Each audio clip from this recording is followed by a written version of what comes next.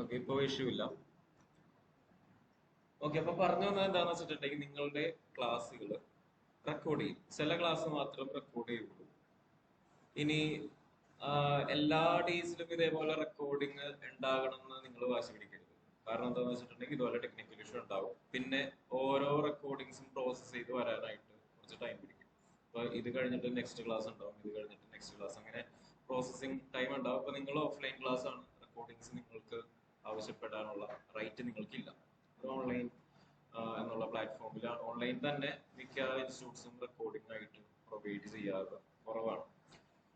പിന്നെ റെക്കോർഡിങ് നിങ്ങൾ ആബ്സെന്റ് ആണെങ്കിൽ ഇതേപോലെ നമുക്കൊന്ന് ട്രൈ ചെയ്ത് നോക്കാം. അതായത് ചില സോഫ്റ്റ്വെയർ SAP അല്ലെങ്കിൽ ക്വിക്ബുക്സ് പോലുള്ള ചില സോഫ്റ്റ്വെയർ ഒക്കെ പറഞ്ഞു പോകുമ്പോൾ നിങ്ങൾ ആബ്സെന്റ് ആവുകയാണെങ്കിൽ നേരത്തെ മുൻകൂട്ടി, അതുകൊണ്ടാണ് ഗ്രൂപ്പിൽ ഇനി മുതൽ നിങ്ങളുടെ ഗ്രൂപ്പ് ക്രിയേറ്റ് ചെയ്യും, ഗ്രൂപ്പിൽ നിങ്ങളുടെ ലീവ് റിപ്പോർട്ട് ചെയ്യാൻ പറയുന്നത്. അതുകൊണ്ടാണ് ഇങ്ങനെയുള്ള കുറെ ഹെൽപ്പ് ഇൻസ്റ്റിറ്റ്യൂട്ടിന്റെ സൈഡിൽ നിന്നും എന്റെ സൈഡിൽ നിന്നും നിങ്ങൾക്ക് ഉണ്ടാവും. അപ്പോൾ ആ ഒരു രീതിയിൽ നമുക്ക് റെസ്പോൺസിബിൾ ആയിട്ട് മുന്നോട്ട് പോകാം. ഇനി കഴിഞ്ഞ ദിവസം നിങ്ങളൊരു അസസ്മെന്റ് ചെയ്തിട്ടുണ്ടായിരുന്നു. നിങ്ങളുടെ ബേസിക് ആയിട്ടുള്ള അക്കൗണ്ടിങ് നോളജ് അനലൈസ് ചെയ്യാനായിട്ടായിരുന്നു ആ ഒരു കാര്യം നിങ്ങൾക്ക് തന്നത്.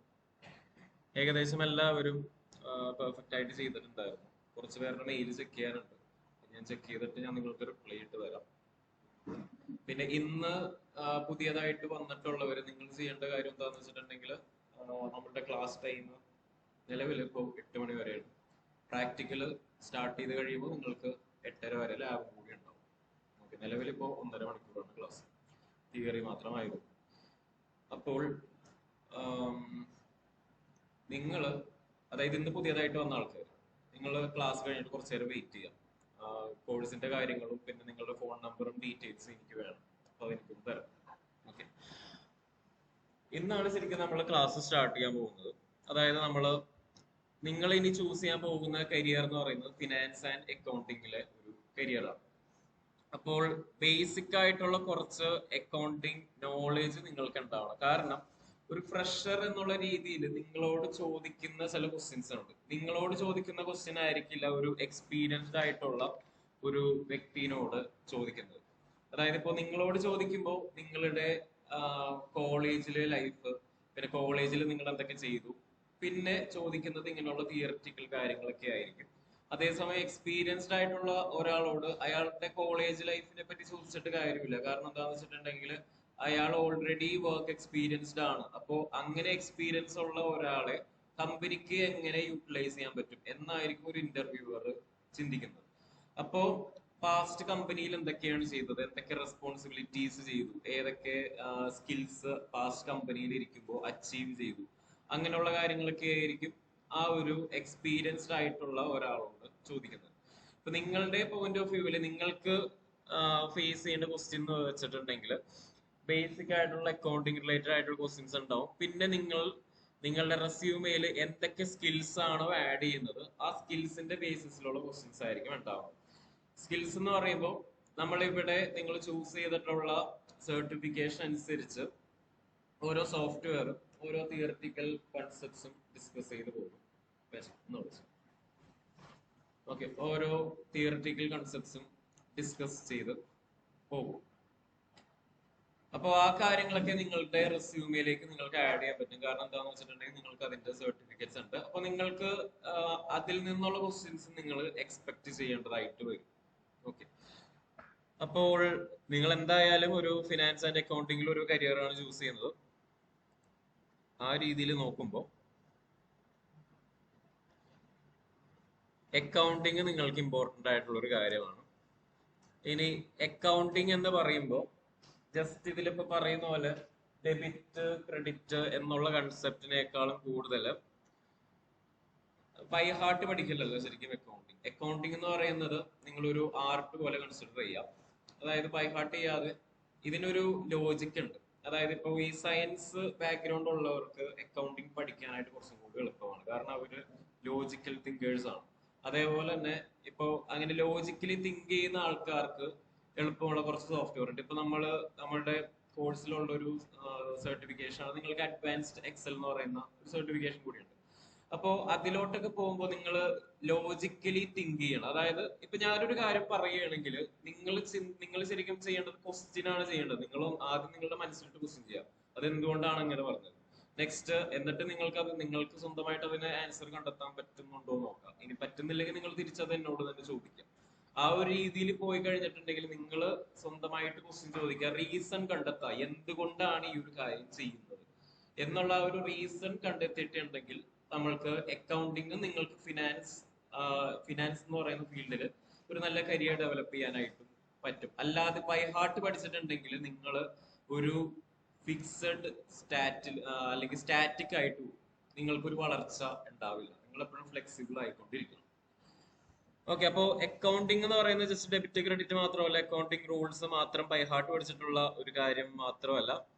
നമ്മൾ ചെയ്യുന്നത് അത്യാവശ്യം ഇമ്പോർട്ടന്റ് ആയിട്ടുള്ളതും ലോജിക് അപ്ലൈ ചെയ്യേണ്ടതായിട്ടുള്ള ഒരു കാര്യമാണ്. അല്ലാതെ ഒരുപാട് കാര്യങ്ങൾ ബൈ ഹാർട്ട് പഠിച്ച് കാണാപ്പാഠം പഠിച്ച് ചെയ്യേണ്ട ഒരു സബ്ജക്റ്റ് അല്ല. ഇനി അക്കൗണ്ടിങ് എന്ന് പറയുമ്പോൾ ചില തിയറിറ്റിക്കൽ കാര്യങ്ങളും കൂടെ നമ്മൾ പറഞ്ഞു പോകണം. അതായത് ഗോൾഡൻ റൂൾ, അക്കൗണ്ടിങ് കൺസെപ്റ്റ്സ്, ഇതൊക്കെ നിങ്ങളോട് ഇന്റർവ്യൂവിൽ ചോദിക്കാൻ ചാൻസ് ഉള്ള ക്വസ്റ്റ്യൻസ് ആണ്. കാരണം നിങ്ങൾ ഫ്രഷേഴ്സ് ആണ്. നിങ്ങളോട് ഒരു ഇന്റർവ്യൂവർക്ക് ചോദിക്കുന്നതിന് ലിമിറ്റേഷൻസ് ഉണ്ട്. എക്സ്പീരിയൻസ്ഡ് ആയിട്ടുള്ള ഒരാളോട് ചോദിക്കുന്നത് വർക്ക് എക്സ്പീരിയൻസ് റിലേറ്റഡ് ആയിട്ട് അരമണിക്കൂറോളം സംസാരിക്കാം. ഫ്രഷറിനെ സംബന്ധിച്ചിടത്തോളം നിങ്ങളോട് അങ്ങനെ ചോദിക്കാനായിട്ട് നിങ്ങളുടെ കോളേജ് ലൈഫിനെ കുറിച്ച് ജസ്റ്റ് 1-2 മിനിറ്റ് ഒക്കെ സംസാരിച്ചിരിക്കാം. അത് കഴിഞ്ഞിട്ട് നിങ്ങളുടെ കോളേജ് ലൈഫിന്റെ ഇൻഫോർമേഷൻ ഒരു ഇന്റർവ്യൂവർക്ക് ആവശ്യമില്ല. നിങ്ങളുടെ സ്കിൽസിന്റെ ഇൻഫോർമേഷൻ ആയിരിക്കും. അപ്പോ അവര് ചോദിക്കുന്ന ഇങ്ങനെയുള്ള തിയറിറ്റിക്കൽ കാര്യങ്ങളൊക്കെ ആയിരിക്കും. അപ്പോ അക്കൗണ്ടിങ് ഈവന്റ് എന്താണ്, റൂൾസ് എന്താണ്, അങ്ങനെയുള്ള കുറച്ച് കാര്യങ്ങളൊക്കെ ആയിരിക്കും നമ്മൾ ഇനി പറഞ്ഞു പോകാൻ പോകുന്നത്. ലാസ്റ്റ് ടൈം നിങ്ങൾക്ക് അസസ്മെന്റ് തന്നപ്പോ ഏകദേശം എല്ലാവരും കൊമേഴ്സ് ബാക്ക്ഗ്രൗണ്ട് ഉള്ളവരായിരുന്നു. കുറച്ച് പേര് മാത്രം കൊമേഴ്സ് ബാക്ക്ഗ്രൗണ്ട് അല്ലാത്തവരുള്ളൂ. കൊമേഴ്സ് ബാക്ക്ഗ്രൗണ്ട് ആയിട്ടുള്ളവര് നിങ്ങൾ ലൈഫിൽ എവിടെയെങ്കിലും അക്കൗണ്ടിങ്ങിന്റെ ഡെഫിനിഷൻ എന്ന് പറഞ്ഞിട്ട് ഈ ഒരു കാര്യം ബൈ ഹാർട്ട് പഠിച്ചിട്ടുണ്ടാവും. കാരണം നിങ്ങൾക്ക് എക്സാംസിന് ഈ ഒരു ഡെഫിനിഷൻ ബൈ ഹാർട്ട് ചെയ്ത് എഴുതി അതേപോലെ സ്പെല്ലിങ്ങും കോമയൊക്കെ വെച്ച് കഴിഞ്ഞിട്ടുണ്ടെങ്കിൽ 1 മാർക്കോ 5 മാർക്കോ സംതിങ് കിട്ടുമായിരുന്നു.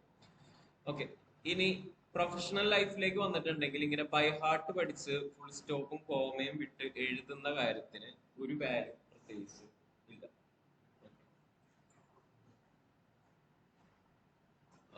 ബാച്ച് കാർഡ് ഒന്ന് അവിടെ വെച്ചേക്കാം, ഒന്ന് ഷേപ്പ് വെച്ചേക്കാം.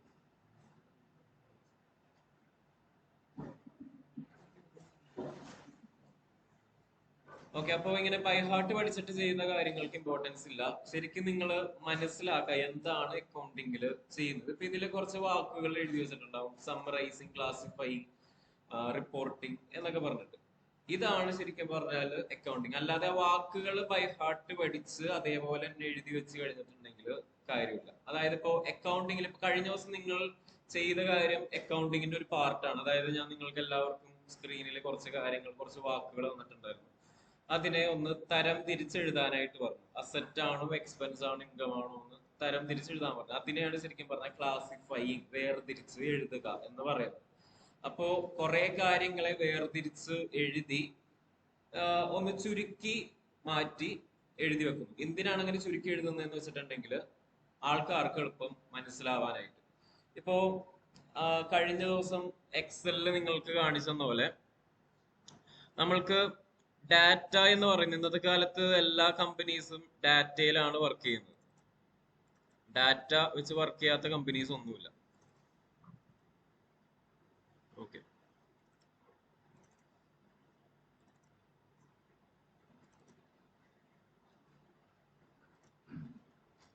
ഓക്കെ, അപ്പോ നിങ്ങളുടെ ടാസ്ക് എന്ന് വെച്ചിട്ടുണ്ടെങ്കിൽ ഒരു റെസ്പോൺസിബിൾ അക്കൗണ്ടന്റ് എന്നുള്ള രീതിയിൽ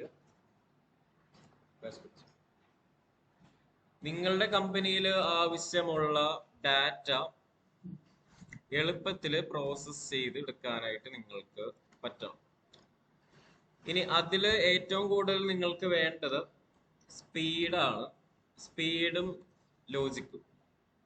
ഇപ്പൊ ഈ ഒരു സിറ്റുവേഷനിൽ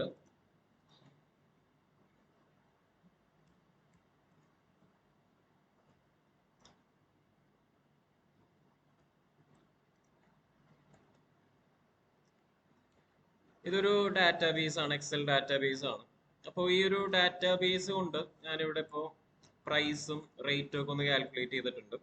കുറച്ച് സെക്കൻഡ് കൊണ്ട് നമുക്ക് റിസൾട്ടിലേക്ക് എത്തി. ഇതിനാണ് റോ ഡാറ്റ എന്ന് പറയുന്നത്. നമ്മൾ അക്കൗണ്ടിങ്ങിലും ചെയ്യുന്നത് ഇങ്ങനെയുള്ള റോ ഡാറ്റാസ് ആണ്, അതായത് ഒരു സ്ഥലത്ത് എഴുതി വെക്കുന്നു. ഇനി അക്കൗണ്ടിങ്ങിൽ ഉള്ള ഡാറ്റ എന്ന് വെച്ചിട്ടുണ്ടെങ്കിൽ ഇതും അക്കൗണ്ടിങ് പോയിന്റ് ഓഫ് വ്യൂവിൽ ഇമ്പോർട്ടന്റ് ആയിട്ടുള്ള ഡാറ്റയാണ്. നമുക്ക് നമ്പേഴ്സും വാല്യൂസും ഒക്കെ വെച്ചിട്ടുള്ള കാര്യങ്ങളൊക്കെ ഉണ്ടാവും. ഇനി അക്കൗണ്ടിങ് പോയിന്റ് ഓഫ് വ്യൂവിൽ ഇമ്പോർട്ടന്റ് ആയിട്ടുള്ള ഡാറ്റ എന്ന് പറയുന്നത് നമുക്ക് ഇതുപോലുള്ള ഡോക്യുമെന്റ്സ് ആയിരിക്കും. ഇതാണ് നമുക്ക് ഇമ്പോർട്ടന്റ് ആയിട്ടുള്ള ഡാറ്റ. അതായത് ഒരു ബില്ല് അല്ലെങ്കിൽ ഒരു ഡോക്യുമെന്റ് കണ്ടു കഴിഞ്ഞിട്ട് ഇതെന്താണെന്ന് നമ്മൾ തിരിച്ച് അറിയേണ്ടി വരും. അപ്പൊ അങ്ങനെ തിരിച്ചറിയലായിരിക്കും ആദ്യത്തെ കുറച്ച് നാൾ നമ്മളുടെ വർക്ക് എന്ന് പറയുന്നത്. ഇതിങ്ങനെ തിരിച്ചറിഞ്ഞു കഴിഞ്ഞിട്ടുണ്ടെങ്കിൽ നമ്മൾക്കത് റെക്കോർഡ് ചെയ്യാൻ പറ്റും. ഇപ്പൊ പലപ്പോഴും നിങ്ങൾ ഇപ്പൊ കൊമേഴ്സ് ബാക്ക്ഗ്രൗണ്ട് ആണെങ്കിൽ ഇലക്ട്രിസിറ്റി ബിൽ പെയ്ഡ് എന്ന് പറഞ്ഞിട്ടുള്ള അങ്ങനെ ട്രാൻസാക്ഷൻ അല്ലെങ്കിൽ ക്യാപിറ്റൽ ഇൻവെസ്റ്റഡ് അങ്ങനെ പലതരത്തിലുള്ള എഴുത്തുകൾ നിങ്ങൾ കണ്ടിട്ടുണ്ടാവും. അങ്ങനെ വെറുതെ ആരെങ്കിലും എഴുതി തന്നിട്ടുണ്ടെങ്കിൽ നിങ്ങൾ വിശ്വസിക്കാൻ പാടില്ല. അതാണ് നിങ്ങൾക്കുള്ള ഫസ്റ്റ് ആയിട്ട് നിങ്ങൾ മനസ്സിലാക്കേണ്ട ഒരു കാര്യം. പ്രൊഫഷണൽ ലൈഫിൽ എന്ത് കാര്യങ്ങളും നിങ്ങൾ റെക്കോർഡ് ചെയ്യുന്നുണ്ടെങ്കിലും അതിന് പ്രൂഫ് അല്ലെങ്കിൽ എവിഡൻസ് ഡോക്യുമെന്റ് വേണം. അപ്പോൾ ഇങ്ങനെയുള്ള ഡോക്യുമെന്റ്സ് എന്താണ്? ഇതൊക്കെയാണ് നമ്മളുടെ ഡാറ്റ എന്ന് പറയുന്നത്. ഇനി ഈ ഒരു ഡാറ്റ ഇങ്ങനെ എഴുതി വെക്കുന്ന കാര്യത്തിന് ജനറൽ ആയിട്ട് സോഫ്റ്റ്വെയറിൽ ഡാറ്റ എൻട്രി എന്നായിരിക്കും പറയുന്നത്. അതായത് ഡാറ്റ ഏതെങ്കിലും സോഫ്റ്റ്വെയറിലേക്ക് എൻ്റർ ചെയ്ത് വെക്കുന്നു, data entry. Accounting point of വ്യൂവിൽ ഇങ്ങനെയുള്ള ഡാറ്റ എൻട്രി വർക്കിനെയാണ് ബുക്ക് കീപ്പിംഗ് എന്ന് പറയുന്നത്. ഓക്കെ, ഈ ഒരു ആക്ടിവിറ്റി തന്നെയാണ് ബുക്ക് കീപ്പിംഗ് എന്ന് പറയുന്നത്. അതായത് കമ്പനിയിൽ ഉള്ള വിവരങ്ങൾ ശേഖരിച്ച് റെക്കോർഡ് ചെയ്ത് വെക്കും. അതായത് ഇപ്പൊ കമ്പനിയിൽ എന്തെങ്കിലും ഒരു ചെലവ് പേ ചെയ്തു, ഇങ്ങനെ ഒരു ബില്ല് വന്നു, ഓക്കെ, ഇങ്ങനെ ഒരു ചെക്ക് കിട്ടി. ആ ചെക്കിന്റെ ഇൻഫോർമേഷൻ അല്ലെങ്കിൽ ചെക്ക് ഫിസിക്കലി അതിന്റെ കോപ്പി എടുത്തിട്ടോ അല്ലെങ്കിൽ ചെക്ക് കിട്ടി എന്ന് പറഞ്ഞ് ഒരു സ്ഥലത്ത് എഴുതി വെക്കുന്നു. ഇതിനെയാണ് ബുക്ക് കീപ്പിംഗ് ആക്ടിവിറ്റി എന്ന് പറയുന്നത്.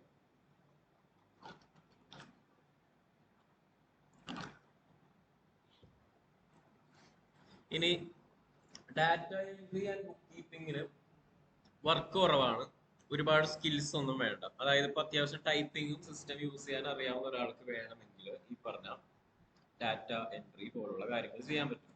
അതേപോലെ ഇപ്പോ നിങ്ങൾ ഇതേപോലുള്ള ഡോക്യുമെന്റേഷൻ വർക്ക് ആണ് ഉദ്ദേശിക്കുന്നതെങ്കിൽ നിങ്ങൾക്ക് മിക്കവാറും ചിലപ്പോൾ സ്റ്റാർട്ടിങ് സ്റ്റേജിൽ ഈ ഒരു ഡോക്യുമെന്റേഷൻ അല്ലെങ്കിൽ ഡാറ്റ എൻട്രി വർക്ക് ആയിരിക്കും. കമ്പനിയിൽ റെക്കോർഡ് ചെയ്യുന്ന അല്ലെങ്കിൽ വരുന്ന വിവരങ്ങൾ, ഡോക്യുമെന്റ്സ് അതേപോലെ തന്നെ ഇങ്ങനെ റെക്കോർഡ് ചെയ്ത് പോവുക. അതായിരിക്കും നമ്മളുടെ ഇനീഷ്യൽ ടാസ്ക് എന്ന് പറയുന്നത്. പക്ഷെ അതിൽ നിന്ന് നിങ്ങൾ എക്സ്പീരിയൻസ്ഡ് ആയി കഴിയുമ്പോൾ നിങ്ങൾക്ക് അക്കൗണ്ടിങ് അല്ലെങ്കിൽ ഈ ഒരു വർക്കിലേക്ക് പോകേണ്ടി വരും. ഇനി അക്കൗണ്ടിങ് കൊണ്ട് ഉദ്ദേശിക്കുന്നത് എന്താണെന്ന് വെച്ചിട്ടുണ്ടെങ്കിൽ orderly recording and reporting of financial transactions ആണ്. അതായത് നമ്മുടെ കമ്പനിയിലുള്ള ഇൻഫോർമേഷൻ ഇങ്ങനെ ബുക്ക് കീപ്പിംഗ് ചെയ്തിട്ടുണ്ടെങ്കിൽ റോ ഡാറ്റയാണ് കിട്ടുന്നത്. ഇപ്പോ ഈ ഒരു ഡാറ്റാബേസിൽ എന്റെ കമ്പനിയിൽ ഏറ്റവും കൂടുതൽ സെയിൽ ഉണ്ടായിട്ടുള്ളത് ഏത് പ്രൊഡക്റ്റ് ആണ് എന്ന് നോക്കിക്കഴിഞ്ഞാൽ എനിക്ക് പെട്ടെന്ന് പറയാൻ പറ്റുന്നില്ല. കാരണം മിൽക്ക് ചോക്ലേറ്റ് ഉണ്ട്, എക്സ്ട്രാ ഡാർക്ക് ചോക്ലേറ്റ് ഉണ്ട്, ചോക്ലേറ്റ് ആൽമണ്ട് ഉണ്ട്, അങ്ങനെ കുറെ ഐറ്റംസ് ഉണ്ട്. അപ്പോ ഇതാണ് റോ ഡാറ്റ എന്ന് പറയുന്നത്. ഇതാണ് ശരിക്കും ബുക്ക് കീപ്പിംഗിൽ സംഭവിക്കുന്നത്. ഇനി അക്കൗണ്ടിങ്ങിൽ സംഭവിക്കുന്നത് എന്താണെന്ന് വെച്ചിട്ടുണ്ടെങ്കിൽ ഈ ഒരു ഡാറ്റ അനാലിസിസ് ആണ് സംഭവിക്കുന്നത്. അതിന് ഇപ്പൊ നമ്മൾ എക്സൽ ആണ് യൂസ് ചെയ്യുന്നതെങ്കിൽ എക്സലിൽ അതിൻ്റെതായിട്ടുള്ള ഓരോ ഫീച്ചേഴ്സ് ഉണ്ട്. ഇനി നമ്മൾക്ക് ഇന്നത്തെ കാലത്ത് പല പല സോഫ്റ്റ്വെയർസ് ഉണ്ട്. അങ്ങനെ പല പല സോഫ്റ്റ്വെയർസ് ആയിരിക്കും നമ്മൾ നമ്മുടെ ഈ ഒരു ടോട്ടൽ കോഴ്സ് ഡ്യൂറേഷനിൽ ഡിസ്കസ് ചെയ്യുന്നത്. അങ്ങനെ ഓരോ സോഫ്റ്റ്വെയറിനും ഓരോ രീതിയുണ്ട്. ഇപ്പൊ ഈ സോഫ്റ്റ്വെയറിനാണെങ്കിൽ കുറച്ച് മൗസ് ക്ലിക്ക് ചെയ്ത് കഴിയുമ്പോൾ തന്നെ എനിക്ക് ഒരു ഗ്രാഫ് ആയിട്ട് കിട്ടും. ഇവിടെ നോക്കുമ്പോൾ തന്നെ ഏറ്റവും കൂടുതൽ സെയിലന്റ് ആയിട്ടുള്ള പ്രോഡക്റ്റ് എന്ന് പറയുന്നത് ചോക്ലേറ്റ് ആൽമണ്ട് ആണ്. അപ്പോൾ ഒരു മീറ്റിംഗ് കണ്ടക്ട് ചെയ്യുന്ന സമയത്ത് എനിക്ക് ടീം മെമ്പേഴ്സിനോട് പറയാം നമ്മുടെ കമ്പനിയിൽ ഈ ഒരു മന്തിൽ അല്ലെങ്കിൽ ഈ ഒരു ഇയറിൽ ഏറ്റവും കൂടുതൽ സെയിലന്റ് ആയിട്ടുള്ള ചോക്ലേറ്റ് ആൽമണ്ടിനാണ്. അപ്പൊ എന്തുകൊണ്ട് ബാക്കിയുള്ള പ്രോഡക്ട്സിന്റെ സെയിൽസ് കുറഞ്ഞു എന്നുള്ളത് സെയിൽസ് ഡിപ്പാർട്ട്മെന്റ് അക്കൗണ്ടബിൾ ആണ്. അവര് ആൻസർ പറയണം എന്തുകൊണ്ട് ഈ പറഞ്ഞ എക്സ്ട്രാ ഡാർക്ക് ചോക്ലേറ്റും മിൽക്ക് ചോക്ലേറ്റിന്റെ സെയിൽ കുറഞ്ഞു. കാരണം അതിനും സെയിം പ്രൊമോഷൻ തന്നെയാണ് നടത്തിയിട്ടുള്ളത്. എന്തെങ്കിലും ഒരു റീസൺ ഉണ്ടാവും. അതേപോലെ തന്നെ ഇപ്പൊ നമ്മൾ കമ്പനിയിൽ ഇങ്ങനെ പല സോണുകളായിട്ട് തിരിച്ചിട്ടുണ്ട്. അതായത് ഈസ്റ്റ്, നോർത്ത്, സൗത്ത്. ഇതിൽ ഏറ്റവും കൂടുതൽ സെയിൽ ഉണ്ടായിട്ടുള്ളത് ഏത് സോണിലാണ് എന്ന് കാണണമെന്നുണ്ടെങ്കിലും ഇവിടെ നമുക്ക് റിപ്പോർട്ട് കിട്ടും. ഓക്കെ, ഇനി അക്കൗണ്ടിംഗ് എന്ന് വെച്ചിട്ടുണ്ടെങ്കിൽ ഇതിങ്ങനെ മനസ്സിൽ വെച്ചുകൊണ്ടിരിക്കലല്ല, ഇത് നമ്മള് റിപ്പോർട്ടാക്കി പ്രിപ്പയർ ചെയ്ത് കഴിഞ്ഞിട്ടുണ്ടെങ്കിൽ കമ്മ്യൂണിക്കേറ്റ് ചെയ്യണം. അതായത് വെറുതെ മനസ്സിൽ വെച്ചുകൊണ്ടിരിക്കുന്ന കാര്യം കൊണ്ട് പ്രത്യേകിച്ച് ആർക്കും ഒരു ഗുണമില്ല, നമ്മളത് കമ്മ്യൂണിക്കേറ്റ് ചെയ്യണം. ഇനി ഇവിടെ ഇപ്പൊ നോക്കുമ്പോൾ ഏറ്റവും കൂടുതൽ സെയിൽ ഉണ്ടായത് മിഡ്വെസ്റ്റിനാണ്. അപ്പൊ ഇങ്ങനെയുള്ള ഗ്രാഫിക്കൽ രൂപത്തിലേക്ക് കൺവെർട്ട് ചെയ്തിട്ടുണ്ടെങ്കിൽ ആൾക്കാർക്ക് എളുപ്പം മനസ്സിലാക്കാൻ പറ്റും. അതുകൊണ്ടാണ് ഇന്നത്തെ കാലത്ത് മിക്ക സോഫ്റ്റ്വെയറിലും ഇങ്ങനെ ഒരു ഗ്രാഫും പിക്ചോറിയൽ റെപ്രസെന്റേഷൻ കൂടി ഇൻക്ലൂഡ് ചെയ്തിട്ടുണ്ട്. ഇപ്പൊ നമ്മൾ ഡിസ്കസ് ചെയ്യുന്ന ടാലിയിലുണ്ട്, ക്വിക്ക് ബുക്സിലും പീസ്ട്രീ, സോഹോ ബുക്സ് എല്ലാത്തിലും ഇതേപോലെയുള്ള ഗ്രാഫുകളുള്ള ഒരു പേജ് ഉണ്ടാവും. അതിനാണ് ഡാഷ്ബോർഡ് എന്ന് പറയുന്നത്. കാരണം എന്താന്ന് വെച്ചിട്ടുണ്ടെങ്കിൽ ഇത് എളുപ്പം മനസ്സിലാക്കാൻ പറ്റും. ഇപ്പോ ഇവിടെ നോക്കിയിട്ട് ഞാനിപ്പോ പറയണേ ഏറ്റവും കൂടുതൽ സൈലന്റ് ആയത് മിഡ് വെസ്റ്റ് ആണെന്ന് പറഞ്ഞിട്ടുണ്ടെങ്കിൽ നിങ്ങൾക്ക് പെട്ടെന്ന് മനസ്സിലാവില്ല. പക്ഷെ ഈ ഗ്രാഫ് കാണിച്ചിട്ട് പറയുകയാണെങ്കിൽ നിങ്ങളൊക്കെ സമ്മതിക്കും ഇതാണ് ശരിയാണ്, കാരണം ഇവിടെ നോക്കുമ്പോൾ ഇതാണ് വലുത് എന്ന് നിങ്ങൾക്ക് റിയൽ ടൈം ആയിട്ട് കാണാൻ പറ്റും. അപ്പോൾ ആ രീതിയിലാണ് സോഫ്റ്റ്വെയർ നമ്മൾ യൂസ് ചെയ്യുന്നത്. പക്ഷേ സോഫ്റ്റ്വെയറിൽ എന്തെങ്കിലും ഒരു ഇഷ്യൂ ഉണ്ടെന്ന് നമ്മൾക്ക് മനസ്സിലാവണമെന്നുണ്ടെങ്കിൽ അതിന്റെ ബാക്ക്ഗ്രൗണ്ടിൽ നടക്കുന്ന കാര്യങ്ങൾ എന്താണെന്ന് നമ്മൾ അറിഞ്ഞിരിക്കണം. അതായത് ഇപ്പോ ഈ ഒരു സോഫ്റ്റ്വെയറിൽ ഇതിങ്ങനെ കുറച്ച് ക്ലിക്ക് ചെയ്ത് കഴിഞ്ഞിട്ടുണ്ടെങ്കിൽ എനിക്ക് റിസൾട്ട് കിട്ടും. പക്ഷെ കിട്ടിയ റിസൾട്ട് കറക്റ്റ് ആണോ അല്ലയോ എന്ന് എനിക്ക് അറിയാൻ പറ്റുന്ന എന്തുകൊണ്ടാന്ന് വെച്ചിട്ടുണ്ടെങ്കിൽ ഇത് മാനുവലി ചെയ്യുന്നത് എങ്ങനെയാണെന്ന് എനിക്കറിയാം. അതായത് ഇപ്പോ ഉദാഹരണത്തിന് നമ്മളൊരു ചായ ഉണ്ടാക്കിയാണ്, നമ്മൾ സ്വന്തമായിട്ട് ചായ ഉണ്ടാക്കി കുടിക്കുന്നു. അതേപോലെ തന്നെ നമ്മളൊരു ക്യാപ്പച്ചീനോ മെഷീനിൽ ടീ പ്രസ് ചെയ്തിട്ട് അതിൽ നിന്ന് ചായ വരും. ഓക്കെ, നമ്മൾ സ്വന്തമായിട്ട് ചായ ഉണ്ടാക്കി അല്ലെങ്കിൽ വേറെ ആരെങ്കിലും നല്ലൊരു ചായ ഇട്ട് തന്ന് അത് കുടിച്ചത് കൊണ്ട് നമുക്കറിയാം ചായ ഇതാണ്, ചായയുടെ ടേസ്റ്റ് ഇതാണെന്ന് നമുക്കറിയാം.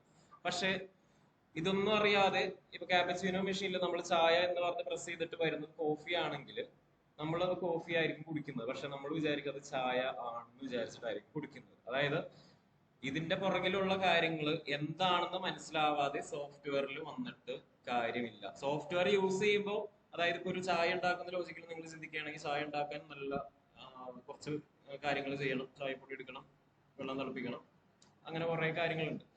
അപ്പോ അതേസമയം ക്യാപ്പച്ചീനോ മെഷീനിലാണ് ജസ്റ്റ് ഒരു ബട്ടൺ പ്രസ് ചെയ്താൽ മതി. അവിടെ നമ്മൾ വർക്ക് ലോഡ് കുറവാണ്. പക്ഷെ ഇവിടെ ചായ ഉണ്ടാക്കി ഇതിന്റെ ടേസ്റ്റ് ഇതാണെന്ന് മനസ്സിലാക്കി കഴിഞ്ഞാൽ ക്യാപ്പച്ചീനോ മെഷീനിൽ ഇപ്പൊ അതിൽ നിന്ന് ചിലപ്പോൾ വരുന്നത് ഉപ്പ് ചേർത്തതായിരിക്കും. നമ്മൾ അതാണ് ചായ എന്ന് വിചാരിച്ച് കുടിച്ചിട്ടുണ്ടെങ്കിൽ അത് ഭയങ്കര പ്രശ്നം. അപ്പോ സോഫ്റ്റ്വെയറിനും മെഷീനാണ്, അല്ലെങ്കിൽ സോഫ്റ്റ്വെയർ ആണ് മെഷീനുകൾക്കും പ്രശ്നങ്ങൾ സംഭവിക്കും. അപ്പോൾ അങ്ങനെ എന്തെങ്കിലും ഇഷ്യൂ സംഭവിച്ചിട്ടുണ്ടെങ്കിൽ തെറ്റാണ് അല്ലെങ്കിൽ അത് ഇഷ്യൂ ആണ് എന്ന് നിങ്ങൾക്ക് മനസ്സിലാവണമെന്നുണ്ടെങ്കിൽ ബാക്ക്ഗ്രൗണ്ടിൽ നടക്കുന്ന കാര്യങ്ങൾ എന്താണെന്ന് അറിഞ്ഞിരിക്കണം. അതുകൊണ്ടാണ് നമ്മൾ സ്റ്റാർട്ടിങ്ങിൽ ഈ പറഞ്ഞ അക്കൗണ്ടിങ്ങും ബുക്ക് കീപ്പിംഗും അങ്ങനെ കുറച്ച് കാര്യങ്ങൾ പറഞ്ഞു പോകുന്നത്. ഇനി എന്തുകൊണ്ടാണ് നമ്മൾ ഈ പറഞ്ഞ കാര്യങ്ങൾ പ്രിപ്പയർ ചെയ്യുന്നതെന്ന് വെച്ചിട്ടുണ്ടെങ്കിൽ ഈ സ്റ്റേക്ക് ഹോൾഡേഴ്സിന് വേണ്ടിയിട്ടാണ് ഈ ഇൻഫോർമേഷൻ ഒക്കെ പ്രിപ്പയർ ചെയ്യുന്നത്. അതായത് ഓരോ സ്റ്റേക്ക് ഹോൾഡർ എന്ന് വെച്ചിട്ടുണ്ടെങ്കിൽ കമ്പനിയിൽ താല്പര്യമുള്ള ആൾക്കാർ, ഓരോ ആൾക്കാർക്കും ഓരോ ഇൻട്രസ്റ്റ് ഉണ്ടാവും. ഇപ്പൊ ഓണർക്കാണെങ്കിൽ കമ്പനിയുടെ ലാഭം വെച്ചാണ് ഓണർ കാര്യങ്ങൾ നടത്തുന്നത്. മാനേജർ, എംപ്ലോയീസ് തുടങ്ങിയ ആൾക്കാർക്ക് കമ്മീഷനും സാലറിയും കിട്ടും. അതുകൊണ്ട് അവര് കമ്പനി വളരണം എന്ന് ആഗ്രഹിക്കുന്ന ആൾക്കാരാണ്. ഇനി സപ്ലയേഴ്സും കസ്റ്റമേഴ്സും ഇതേപോലെ തന്നെ കമ്പനി വളരണം എന്ന് ആഗ്രഹിക്കുന്ന ആൾക്കാരാണ്. ഓക്കെ, അപ്പൊ ഇത്രയും ഞാൻ പറഞ്ഞത് ഓക്കെയാണ്. ഓക്കെ, ഇനി എന്തുകൊണ്ട് സപ്ലയേഴ്സും കസ്റ്റമേഴ്സും കമ്പനി വളരണം എന്ന് ആഗ്രഹിക്കുന്ന ആൾക്കാരാണെന്ന് ഞാൻ പറഞ്ഞു എന്ന് നിങ്ങളൊന്ന് ചിന്തിച്ചു നോക്കാം. ഓക്കെ, അതായത് ഓരോ ആൾക്കാർക്കും ഓരോ ഇൻട്രസ്റ്റ് ഉണ്ടാവും. ഓക്കെ, ഇപ്പോ അജിത് രാജ് ഇവിടെ ഉണ്ടോ? അല്ല, ആദിത് രാജ്. ഓക്കെ, എന്തുകൊണ്ട് ഒരു സപ്ലയർ കമ്പനി വളരണം എന്ന് ആഗ്രഹിക്കുന്നു?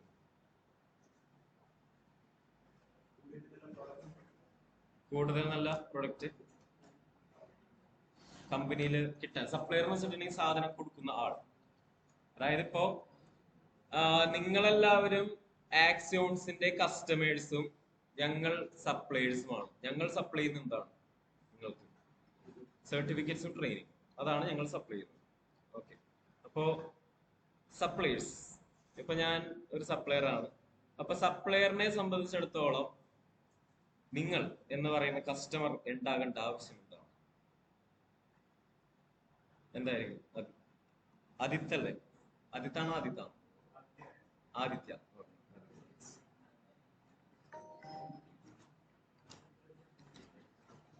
എന്തെങ്കിലും പറയാനുണ്ടോ? ഒരു പ്രൈസ് ഉണ്ടോ അല്ലെങ്കിൽ ഹെൽപ്പ് ചെയ്യാനായിട്ട്? പ്രൈസ്, ആ പ്രൈസ് എന്റെ ലൈറ്റ് ആയിട്ടല്ല വന്നത്. നിങ്ങളുടെ ഏതായാലും ഗ്രൂപ്പ്, ഇന്ന് ഞാനൊരു ഗ്രൂപ്പ് ക്രിയേറ്റ് ചെയ്യും. ഗ്രൂപ്പിൽ ഞാൻ കുറച്ച് ഇൻഫോർമേഷൻ ഇടാം കേട്ടോ. അപ്പൊ അതൊക്കെ എല്ലാവരും ഒന്ന് വായിച്ചു നോക്കാം. ആ എന്തായിരിക്കും? എന്താ ക്വസ്റ്റ്യൻ കേട്ടില്ല? ഇത്ര ഫ്രണ്ടിൽ ഇരുന്നിട്ട് ക്വസ്റ്റ്യൻ കേട്ടില്ല. ഓക്കെ, അതായത് സപ്ലയേഴ്സിനെ സംബന്ധിച്ചിടത്തോളം ഒരു കസ്റ്റമർ എക്സിസ്റ്റ് ചെയ്യേണ്ട ആവശ്യമില്ല.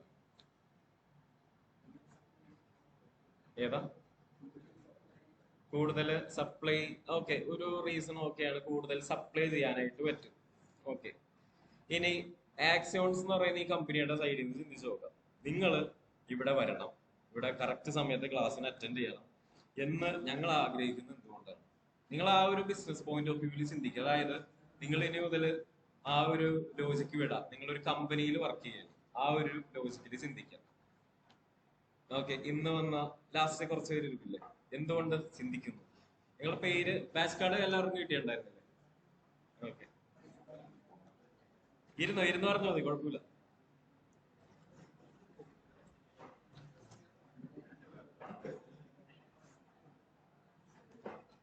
നിങ്ങളുടെ മനസ്സിൽ തോന്നുന്ന കാര്യങ്ങളൊക്കെ പറഞ്ഞു. ഞങ്ങൾ പിടിച്ചു പറിക്കാരാണ്, ഫീസ് പിടിച്ചു പറിക്കുന്നു, അങ്ങനെയുള്ള കാര്യങ്ങളൊക്കെ നിങ്ങൾക്ക് പറയണമെന്നുണ്ടെങ്കിൽ പറയാം.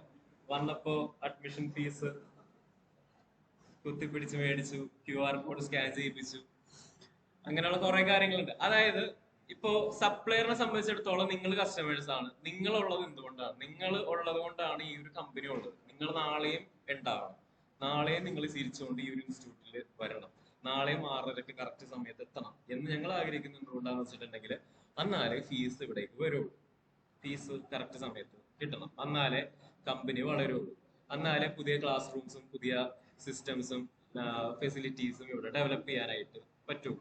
ഓക്കെ, അപ്പോ സപ്ലയർ എന്ന് വെച്ചിട്ടുണ്ടെങ്കിൽ സാധനങ്ങൾ തരുന്ന ആള്. ഇപ്പൊ നിങ്ങൾ ആക്സിയോൺസ് നിങ്ങളുടെ റിലേഷൻഷിപ്പ് ഒന്ന് ചിന്തിച്ചാൽ മതി. അപ്പോ സപ്ലയറിനെ സംബന്ധിച്ചിടത്തോളം ഒരു കമ്പനി വളരണം എന്നുള്ള ആഗ്രഹിക്കുന്നത് എന്തുകൊണ്ടാന്ന് വെച്ചിട്ടുണ്ടെങ്കിൽ, നാളെയും ഈ കമ്പനി കസ്റ്റമർ ആയിട്ടുണ്ടെങ്കിൽ സാധനങ്ങൾ വിൽക്കാൻ പറ്റുള്ളൂ. സാധനങ്ങൾ വിറ്റ് കഴിഞ്ഞിട്ടുണ്ടെങ്കിൽ മാത്രമേ പൈസ കിട്ടുള്ളൂ. ഓക്കെ, അതാണ് ഒരു ലോജിക്ക്. ഇനി രണ്ടാമത്തെ ലോജിക്ക് എന്താന്ന് വെച്ചിട്ടുണ്ടെങ്കിൽ, നിങ്ങളിവിടെ കോഴ്സിന് ജോയിൻ ചെയ്തു. ഓക്കെ, ടോട്ടൽ ഫീസ് എന്ന് പറഞ്ഞിട്ടുണ്ടെങ്കിൽ ഇത്ര രൂപ എന്ന് പറഞ്ഞ് നിങ്ങളോട് പറഞ്ഞിട്ടുണ്ട്. ഇനി നിങ്ങളത് ഇമ്മീഡിയറ്റ് ആയിട്ടല്ല പേ ചെയ്യുന്നത്, EMI ആയിട്ടാണ് പേ ചെയ്യുന്നത്. അതേപോലെ തന്നെ ഇന്നത്തെ കാലത്ത് എല്ലാ ബിസിനസ്സും കടമായിട്ടുള്ള സാധനങ്ങൾ, കടമായിട്ടുള്ള വിൽപ്പനയായിരിക്കും കൂടുതൽ.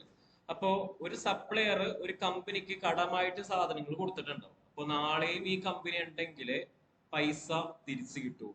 ഓക്കെ, അപ്പോ കമ്പനി നാളെയും ഉണ്ടാകണം എന്നുള്ള പ്രതീക്ഷയിലാണ്, അല്ലെങ്കിൽ നാളെയും ഉണ്ടാകും എന്നുള്ള പ്രതീക്ഷയിലാണ് സപ്ലയേഴ്സ് സാധനങ്ങൾ കൊടുക്കുന്നത്.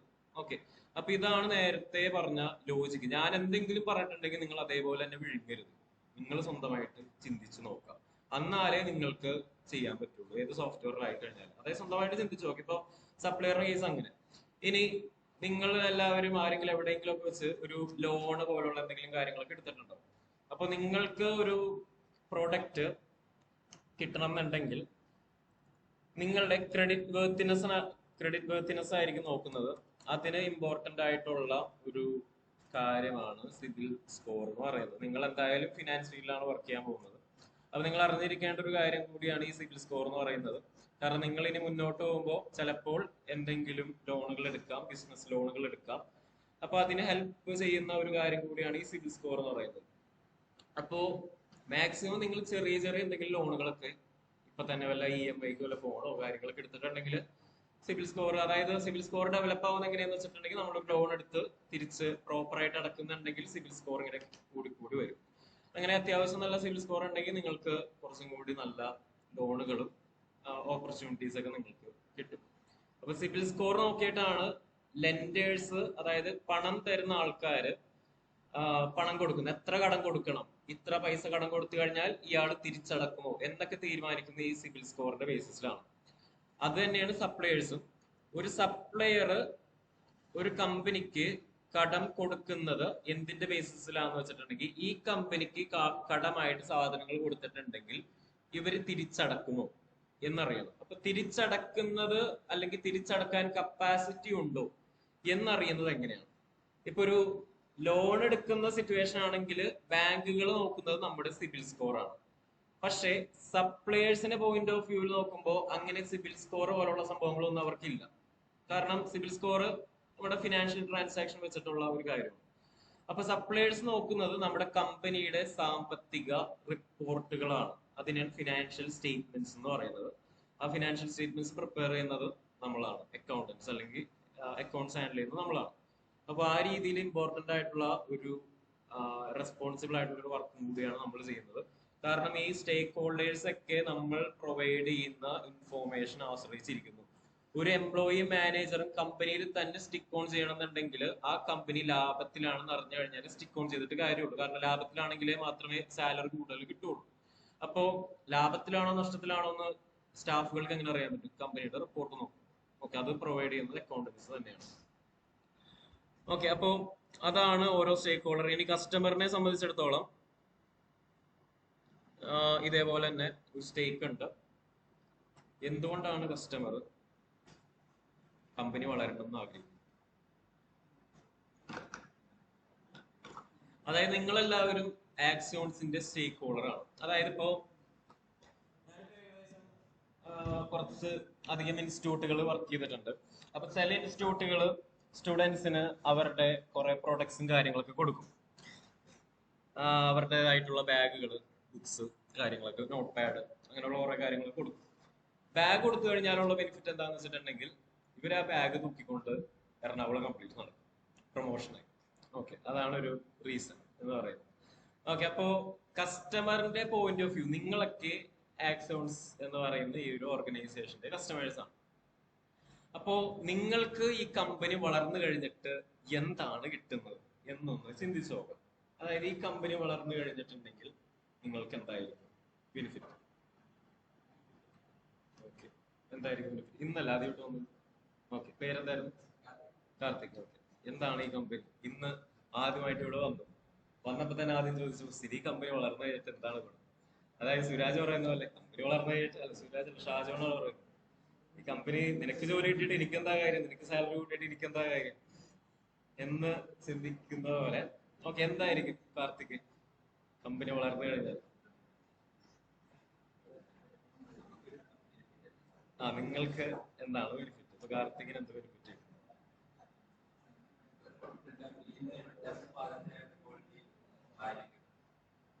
ക്വാളിറ്റി, അതായത് കുറച്ചും കൂടെ നല്ല ക്വാളിറ്റിയിലുള്ള സാധനങ്ങൾ കിട്ടും, നല്ല ലാബുകൾ കിട്ടും. ഓക്കെ, പിന്നെ വേറൊരു കാര്യമുള്ളത് എന്താന്ന് വെച്ചിട്ടുണ്ടെങ്കിൽ കമ്പനി പ്രോഫിറ്റിലാണെങ്കിലാണ് ചില സമയത്ത് ഇവിടെ സ്കോളർഷിപ്പ് പോലുള്ള കാര്യങ്ങളൊക്കെ പ്രൊവൈഡ് ചെയ്യാറുണ്ട്. അതായത് എക്സാംസ് നടത്തി ഫീസിൽ റിഡക്ഷൻസ് ഒക്കെ കൊടുക്കുന്ന സിറ്റുവേഷൻസ് ഉണ്ട്. അത് എപ്പോഴാണ് കൊടുക്കുന്നതെന്ന് വെച്ചാൽ കമ്പനി ലാഭത്തിലാണെങ്കിൽ മാത്രമേ കൊടുക്കാൻ പറ്റുള്ളൂ. ഇനി കമ്പനി നഷ്ടത്തിലാണെങ്കിൽ ഈ പറഞ്ഞ കാര്യങ്ങൾ ഉണ്ടാവില്ല. പിന്നെ ഇങ്ങനെ ചിന്തിച്ച് നോക്കിയാൽ മതി, നിങ്ങൾ നാളെ വരുമ്പോൾ ഈ കമ്പനി ഷട്ടർ ഇട്ടിരിക്കുകയാണെങ്കിൽ നിങ്ങളുടെ ക്യാഷ് അവിടെ പോയി. ഓക്കെ, നിങ്ങൾ ഇൻവെസ്റ്റ് ചെയ്ത ഫണ്ട് എവിടെയാണ് പോകുന്നത്? ഓക്കെ, അപ്പൊ നിങ്ങൾ ചിന്തിക്കുന്ന എന്താണ്? നിങ്ങൾ കോഴ്സ് തീരുന്നവരെങ്കിലും ഈ കമ്പനി ഒന്ന് റണ്ണിങ് ആവണം എന്നായിരിക്കും നിങ്ങൾ പ്രതീക്ഷിക്കുന്നത്. ഓക്കെ, അല്ലെങ്കിലുള്ള പ്രശ്നം എന്താണെന്ന് വെച്ചാൽ നിങ്ങൾ ഇൻവെസ്റ്റ് ചെയ്ത ഫണ്ട് വെള്ളത്തിലായി. അതാണ് ഇവിടുത്തെ സിറ്റുവേഷൻ. അപ്പോ ഒരു കസ്റ്റമറിന്റെ പോയിന്റ് ഓഫ് വ്യൂവില് ഇമ്പോർട്ടന്റ് ആയിട്ടുള്ള ഒരു ആസ്പെക്ട് ആണ് കസ്റ്റമർ ഇൻവെസ്റ്റ് ചെയ്ത കമ്പനി വളരണം എന്നുള്ളത്. ഓക്കെ, അപ്പോ ഒരു കമ്പനിയുടെ റിപ്പോർട്ട് അല്ലെങ്കിൽ കമ്പനിയുടെ അവസ്ഥ കാണണമെന്നുണ്ടെങ്കിൽ കമ്പനിയുടെ ഫിനാൻഷ്യൽ റിപ്പോർട്ടുകൾ നോക്കിയാലേ കാണാൻ പറ്റുള്ളൂ. അതായത് അത്യാവശ്യം നല്ല, ഇപ്പോ ഇന്നത്തെ കാലത്ത് എല്ലാ കമ്പനീസും ഷെയർ മാർക്കറ്റിൽ അവരുടെ ഷെയർസ് ഓപ്പൺ ആണ്. അപ്പോൾ ഒരു കമ്പനിയുടെ ഷെയറിൽ ഇൻവെസ്റ്റ് ചെയ്യണമെന്ന് തീരുമാനിക്കുന്നത് കമ്പനിയുടെ റിപ്പോർട്ടുകൾ നോക്കുമ്പോഴാണ്. ഓക്കെ, ഇപ്പൊ ഒരു എക്സാമ്പിൾ പറഞ്ഞിട്ടുണ്ടെങ്കിൽ ഞാൻ നിങ്ങൾക്ക് രണ്ട് മൊബൈൽ ഫോൺസ് തരാം. അല്ല, രണ്ടല്ല.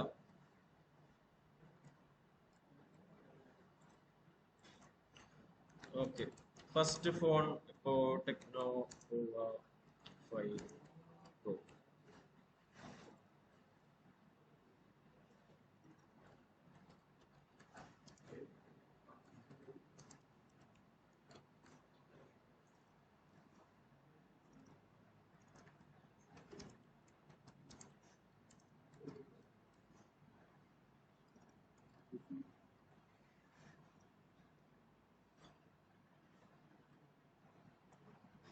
ഓക്കെ, വേറെ ഏതെങ്കിലും നല്ല പ്രീമിയം ഫ്ലാഗ്ഷിപ്പ് ഫോൺ ഉണ്ടോ? ഓക്കെ, ഗൂഗിൾ പിക്സൽ ഇടും.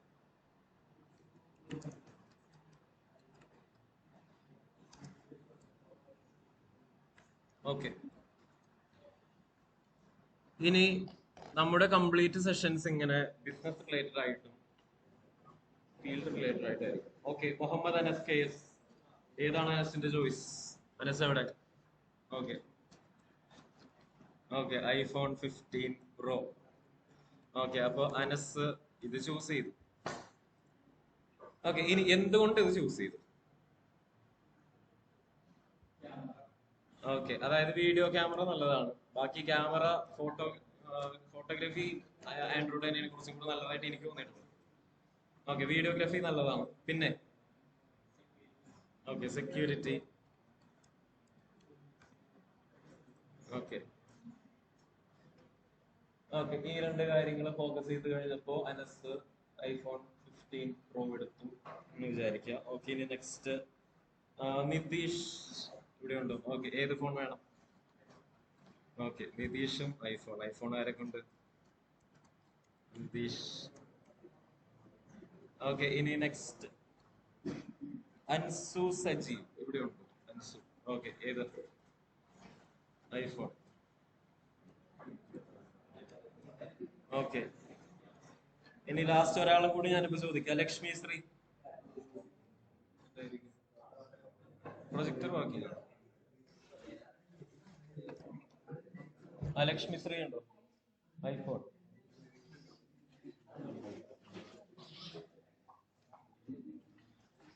ഓക്കെ, നിങ്ങൾ എല്ലാവരും ഐഫോൺ ചൂസ് ചെയ്തു.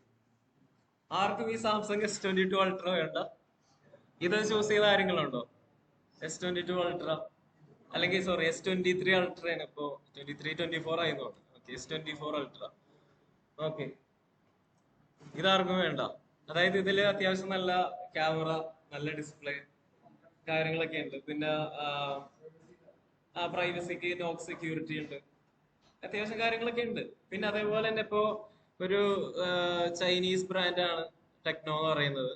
പിന്നെ ഗൂഗിളിന്റെ സ്വന്തം ഫോൺ ഉണ്ട്, അതൊന്നും ആർക്കും വേണ്ട.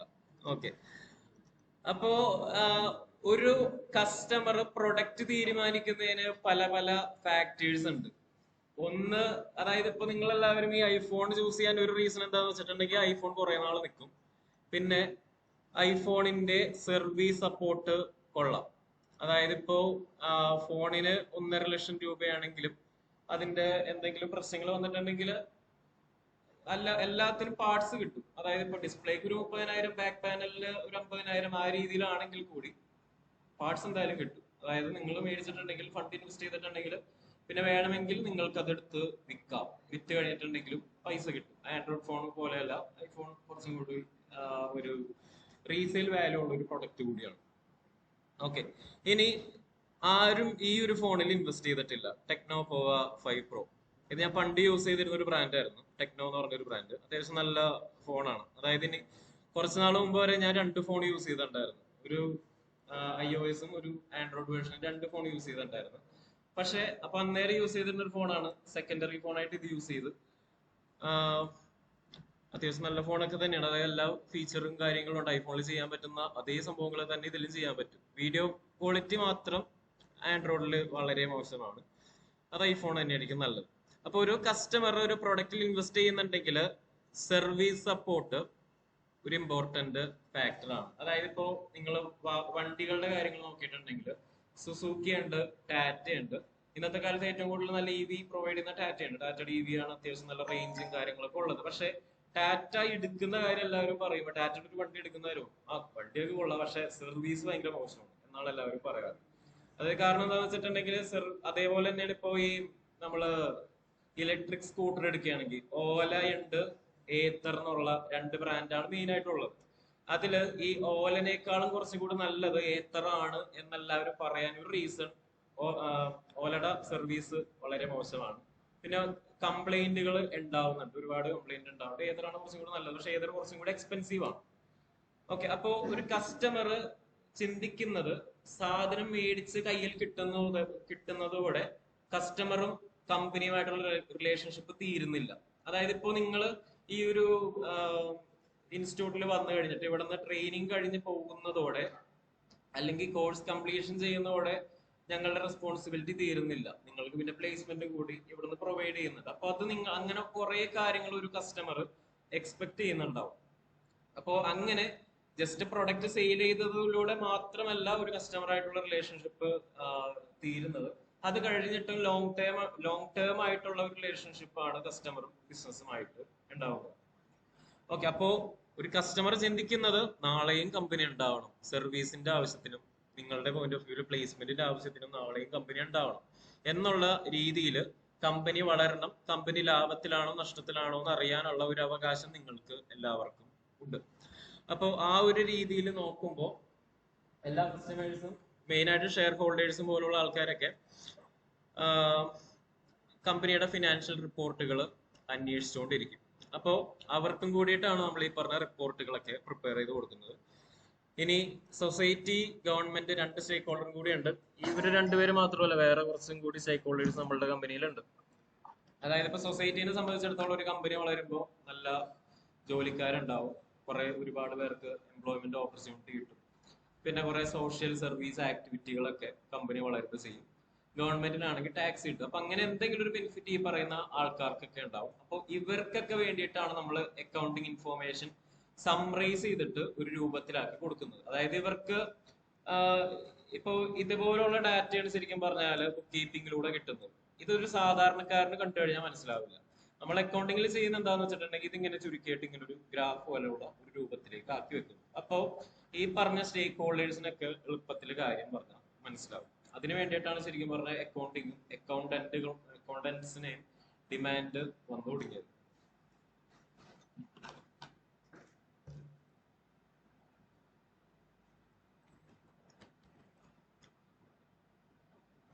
ഓക്കെ, ഇനി അക്കൗണ്ടിങ് ആയിട്ട് റിലേറ്റ് ചെയ്തിട്ടുള്ള ഒരു ഇമ്പോർട്ടന്റ് ടേം ആണ് ഈവന്റ് ആൻഡ് ട്രാൻസാക്ഷൻ എന്ന് പറയുന്നത്.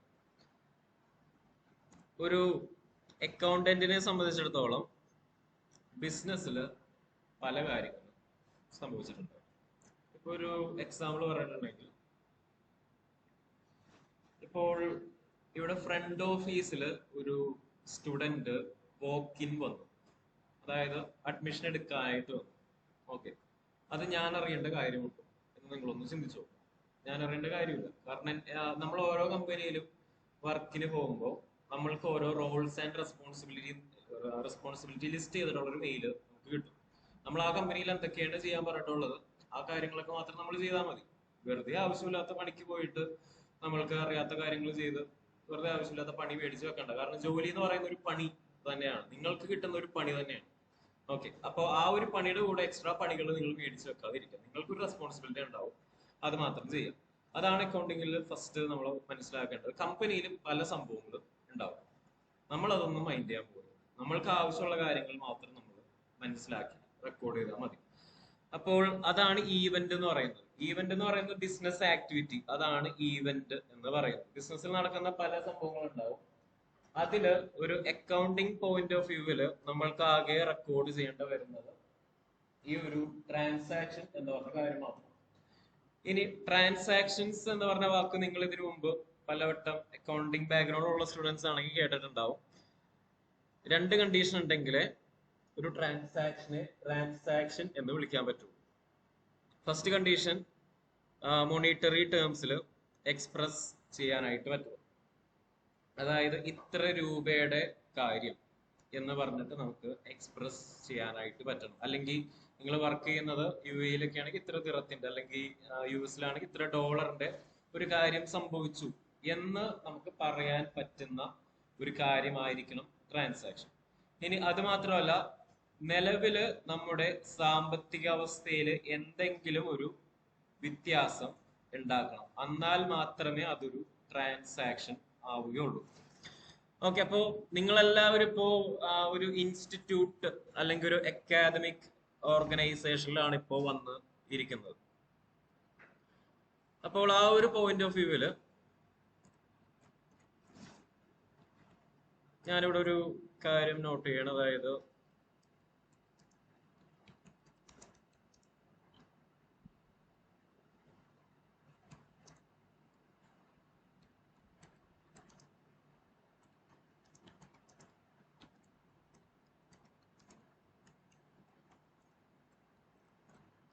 ഓക്കെ, അപ്പോ ഒരു സ്റ്റുഡന്റ് വർക്ക് ഇൻ ചെയ്തു, ലോജിസ്റ്റിക്സ് കോഴ്സിന്റെ എൻക്വയറി ആണ് ചെയ്തിട്ടുള്ളത്. ലോജിസ്റ്റിക്സിന് ഒരു 70,000 ആണ് കോഴ്സ് ഫീ എന്ന് വിചാരിക്കാം. ഓക്കെ, ഇതാണ് നമുക്ക് ഉണ്ടായിട്ടുള്ള ഫസ്റ്റ് ഒരു സംഭവം. സ്റ്റുഡന്റ് വർക്കിന് ഉണ്ടായി, എൻക്വയറി ചെയ്തിട്ടുള്ളത് ലോജിസ്റ്റിക്സ് കോഴ്സിനാണ്. 70,000 റുപ്പീസിന്റെ എൻക്വയറി ആണ് നടന്നിട്ടുള്ളത്. ഓക്കെ, ഇനി സെക്കൻഡ് സിറ്റുവേഷൻ എന്ന് പറയുന്നത് student walk in enquiry made four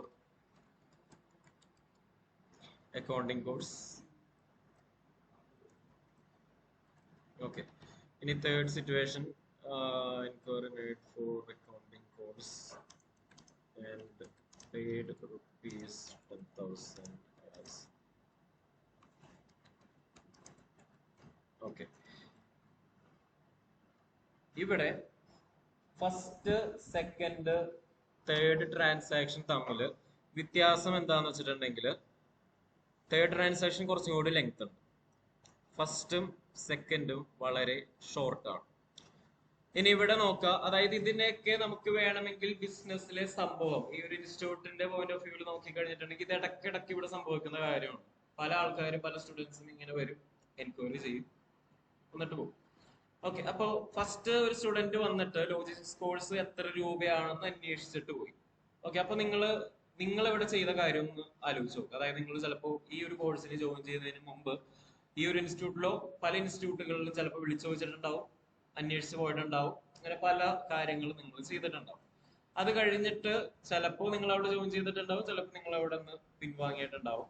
അപ്പോ എൻക്വയറി എന്ന് പറയുന്നത് ആ ഒരു രീതിയിലാണ് ചിന്തിക്കേണ്ടത്. ഇത് തന്നെയാണ് എല്ലാ ബിസിനസ്സിലും സംഭവിക്കുന്നത്. അതായത് ഒരു കസ്റ്റമർ വരും, ആ കസ്റ്റമർ ജസ്റ്റ് എന്തൊക്കെയാണ് നമ്മൾ സാധനങ്ങൾ പ്രൊവൈഡ് ചെയ്യുന്നതെന്ന് അന്വേഷിച്ചിട്ട് പോകും. അപ്പോൾ ഇവിടെ സംഭവിക്കുന്ന കാര്യം എന്താണെന്ന് വെച്ചിട്ടുണ്ടെങ്കിൽ ഇവിടെ expression in terms of money ഇവിടെ ഉണ്ടോ എന്ന് നോക്കാം. അതായത് 70,000 രൂപ എന്ന് പറഞ്ഞൊരു എക്സ്പ്രഷൻ അതിലുണ്ട്. പക്ഷേ കസ്റ്റമർ വന്ന് ഇവിടെ അന്വേഷിച്ച് പോയി കഴിഞ്ഞിട്ടുണ്ടെങ്കിൽ കമ്പനിക്ക് പ്രത്യേകിച്ച് ഗുണമൊന്നുമില്ല. അതായത് ഇവിടെ നിങ്ങൾക്ക് അവിടെ ചിലപ്പോൾ ഫ്രണ്ട് ഓഫീസിൽ നോക്കിക്കഴിഞ്ഞാൽ കാണാൻ പറ്റും, അവിടെ ഒരു QR കോഡ് വെച്ചിട്ടുണ്ട്. ആ QR കോഡിലാണ് നിങ്ങളുടെ ഫീസ് എല്ലാവരും വീഴുന്നത്. ഒരു സ്റ്റുഡന്റ് വന്ന് എൻക്വയറി ചെയ്തു എന്ന് വെച്ചിട്ട് QR കോഡിൽ ഫീസ് വന്ന് വീണ് കഴിഞ്ഞാൽ കമ്പനിയുടെ സാമ്പത്തിക അവസ്ഥ വളരുള്ളൂ, മെച്ചപ്പെടുള്ളൂ. ഇപ്പൊ നിലവിൽ കമ്പനിയുടെ ബാങ്ക് അക്കൗണ്ടിൽ ബാലൻസ് ഒരു 100 രൂപയാണ്. ഒരു സ്റ്റുഡന്റ് എൻക്വയറി വന്നു കഴിഞ്ഞിട്ടുണ്ടെങ്കിലും കമ്പനിയിലെ ബാങ്ക് ബാലൻസ് എന്ന് പറയുന്നത് 100 തന്നെ ആയിരിക്കും. ഇനി നെക്സ്റ്റ് സിറ്റുവേഷനിൽ വേറെ സ്റ്റുഡന്റ് വന്ന് അക്കൗണ്ടിങ് കോഴ്സ് അന്വേഷിച്ചിട്ട് പോയി, അപ്പോഴും ബാങ്ക് ബാലൻസ് 100 തന്നെയാണ്. ഇനി തേർഡ് സിറ്റുവേഷനിൽ വന്നു കഴിഞ്ഞപ്പോഴാണ് ആ ഒരു സ്റ്റുഡന്റ് എൻക്വയറിയും ചെയ്തു, കോഴ്സിന്റെ ഡീറ്റെയിൽസ് ഒക്കെ ഇഷ്ടപ്പെട്ട് ആ സ്റ്റുഡന്റ് ഫീസ് പേ ചെയ്തു. അപ്പോൾ ടോട്ടൽ കമ്പനിയുടെ ബാലൻസ് 10,100 ആയിട്ട് കൂടി. ഇതാണ് കമ്പനിയിൽ നടക്കുന്ന സിറ്റുവേഷൻ. അപ്പൊ ഇവിടെ ഉള്ള വ്യത്യാസം എന്താണെന്ന് വെച്ചിട്ടുണ്ടെങ്കിൽ ആദ്യത്തെ രണ്ട് സിറ്റുവേഷനിൽ കാര്യം expression in terms of money ഒക്കെ ഉണ്ടെങ്കിലും കമ്പനിയുടെ സാമ്പത്തിക അവസ്ഥയിൽ വ്യത്യാസം വരുന്നില്ല. നമ്മുടെ പോക്കറ്റ് കൂടുന്നുണ്ടെങ്കിൽ ക്യാഷ് ആയിട്ടോ ബാങ്ക് ആയിട്ടോ നമുക്ക് ഫിനാൻഷ്യലി പൊസിഷനിൽ വ്യത്യാസം വരുന്നുണ്ടെങ്കിൽ അത് മാത്രമാണ് ട്രാൻസാക്ഷൻ, അത് മാത്രമാണ് ശരിക്കും അക്കൗണ്ടിങ്ങിൽ നമ്മൾ എടുത്ത് എഴുതേണ്ടതായിട്ടുള്ള ഒരു കാര്യം. അപ്പൊ ആദ്യം തന്നെ നിങ്ങൾ മനസ്സിലാക്കേണ്ട ഒരു കാര്യം, ബാക്കി എൻക്വയറി അങ്ങനെയുള്ള കാര്യങ്ങളൊക്കെ ഹാൻഡിൽ ചെയ്യേണ്ടത് അക്കൗണ്ടന്റ് അല്ല. ഈ ഒരു ബിസിനസിന്റെ പോയിന്റ് ഓഫ് വ്യൂ നോക്കിയിട്ടുണ്ടെങ്കിൽ അങ്ങനെയുള്ള കാര്യങ്ങൾ നോക്കാനായിട്ട് ഇവിടെ സെയിൽസ് ടീം ഉണ്ട്, സ്റ്റുഡൻസിന്റെ എൻക്വയറി, ലീഡ്സ്, അങ്ങനെയുള്ള കാര്യങ്ങളൊക്കെ മാനേജ് ചെയ്യാനായിട്ട് വേറെ കുറെ സ്റ്റാഫുകളുണ്ട്, അവരവരുടെ കാര്യങ്ങൾ നോക്കിക്കോളും. ഇനി അക്കൗണ്ടന്റിന്റെ റെസ്പോൺസിബിലിറ്റി എന്താണെന്ന് വെച്ചിട്ടുണ്ടെങ്കിൽ ഫീസ് എന്തെങ്കിലും വന്നിട്ടുണ്ടെങ്കിൽ അത് പ്രോപ്പറായിട്ട് റെക്കോർഡ് ചെയ്യുക, സ്റ്റുഡൻസിന് ഫീസിന്റെ റെസീപ്റ്റുകൾ കൊടുക്കുക, അതൊക്കെയാണ് അക്കൗണ്ടിങ് അല്ലെങ്കിൽ ബുക്ക് കീപ്പിംഗ് ചെയ്യുന്ന ആളുടെ റെസ്പോൺസിബിലിറ്റി എന്ന് പറയുന്നത്. ഓക്കെ, അപ്പൊ ആദ്യം തന്നെ നിങ്ങൾ മനസ്സിലാക്കേണ്ടത് ഒരു ട്രാൻസാക്ഷനും ഈവന്റ് തമ്മിൽ തിരിച്ചറിയാൻ നോക്കാം. ഇങ്ങനെ കമ്പനിയിൽ പല കാര്യങ്ങൾ നടക്കും, അതിൽ നമുക്ക് ആവശ്യമുള്ള കാര്യങ്ങൾ expression in terms of money ഉണ്ടോ, പിന്നെ കമ്പനിയുടെ ഫിനാൻഷ്യൽ പൊസിഷനിൽ വ്യത്യാസം വരുന്നുണ്ടോ നോക്കാം. ആ ഒരു രീതിയിൽ നോക്കുമ്പോൾ ഇങ്ങനെ കുറെ ഈവന്റുകൾ എടുത്ത് നോക്കി കഴിയുമ്പോൾ അതിന്റെ അകത്തുള്ള ചെറിയൊരു പാർട്ട് മാത്രമാണ് നമ്മൾക്ക് ആവശ്യമുള്ള ട്രാൻസാക്ഷൻസ്.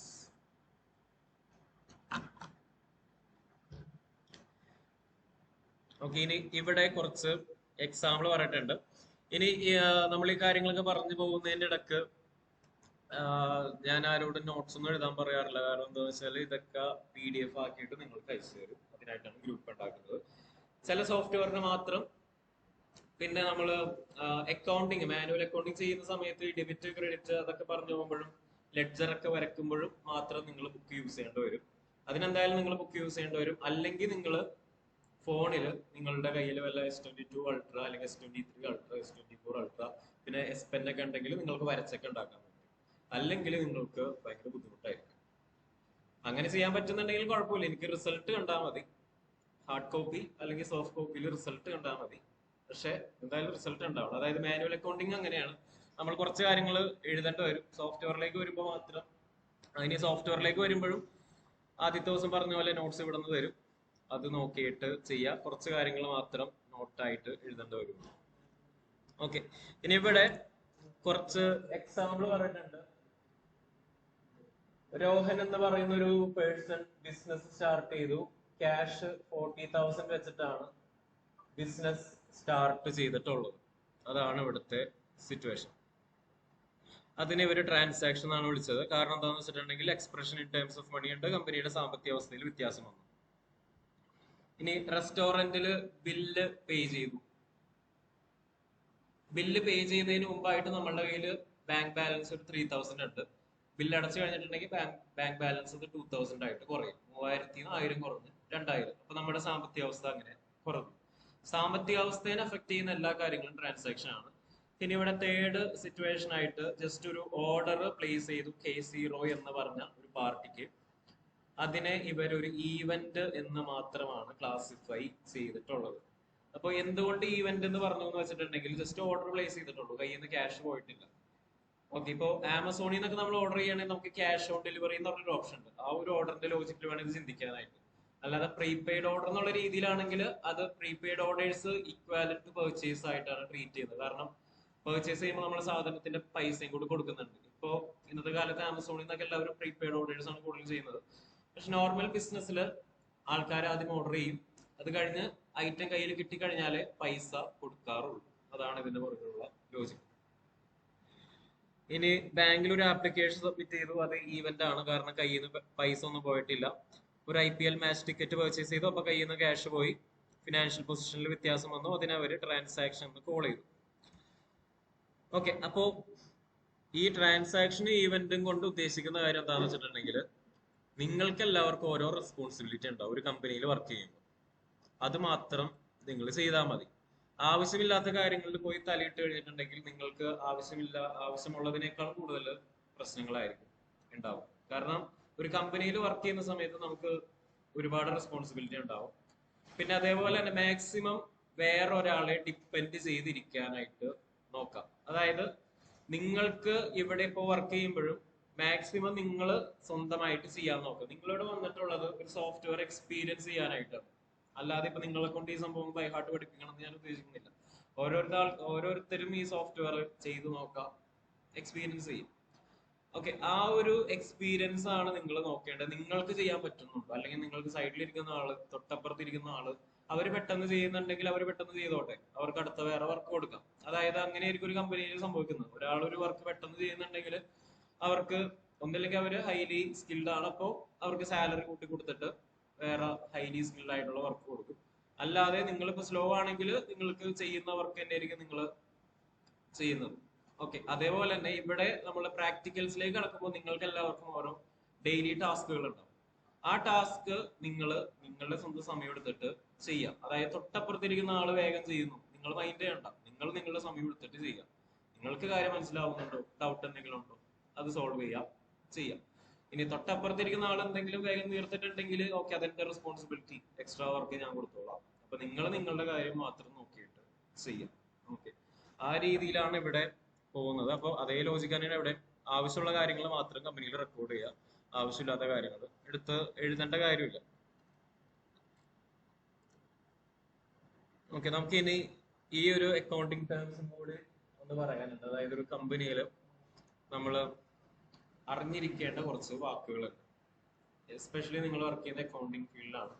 അതിലൊന്നാണ് പ്രൊപ്രൈറ്റർ അല്ലെങ്കിൽ ഓണർ എന്ന് പറയുന്നത്, അല്ലെങ്കിൽ ഷെയർ ഹോൾഡേഴ്സ് എന്ന് പറയുന്നത്. നിങ്ങൾ എന്തായാലും മിക്കവാറും വർക്ക് ചെയ്യാൻ പോകുന്നത് ഏതെങ്കിലും ഒരു പ്രൈവറ്റ് ലിമിറ്റഡ് കമ്പനിയിലായിരിക്കും. പ്രൈവറ്റ് ലിമിറ്റഡ് കമ്പനിയിലൊക്കെ പ്രത്യേകത എന്താണെന്ന് വെച്ചിട്ടുണ്ടെങ്കിൽ മൾട്ടിപ്പിൾ ആയിട്ടുള്ള ഷെയർ ഹോൾഡേഴ്സ് ഉണ്ടാവും. പല പല ഷെയർ ഹോൾഡേഴ്സ് ആയിരിക്കും. അവരായിരിക്കും കമ്പനിയുടെ ഓണറുകൾ എന്ന് പറയുന്നത്. അല്ലാത്ത സിംഗിൾ ഓണറുള്ള കമ്പനീസ് ഉണ്ടാവും. അതിനാണ് പ്രൊപ്രൈറ്റർഷിപ്പ് എന്ന് പറയുന്നത്. പ്രൊപ്രൈറ്റർഷിപ്പ് ആണെങ്കിൽ ജസ്റ്റ് ഒരു ഓണർ മാത്രം ഉണ്ടാവും. ഇനി പാർട്ട്ണർഷിപ്പ് ആണെങ്കിൽ ചിലപ്പോൾ രണ്ടിൽ കൂടുതലോ ഓണേഴ്സ് ഉണ്ടാവും. ഇനി കമ്പനി ആണെങ്കിൽ പ്രൈവറ്റ് കമ്പനീസ് ഉണ്ട്, പബ്ലിക് കമ്പനീസ് ഉണ്ട്. അതിന്റെ നമ്പർ ഓഫ് മെമ്പേഴ്സും സെപ്പറേറ്റ് ആണ്.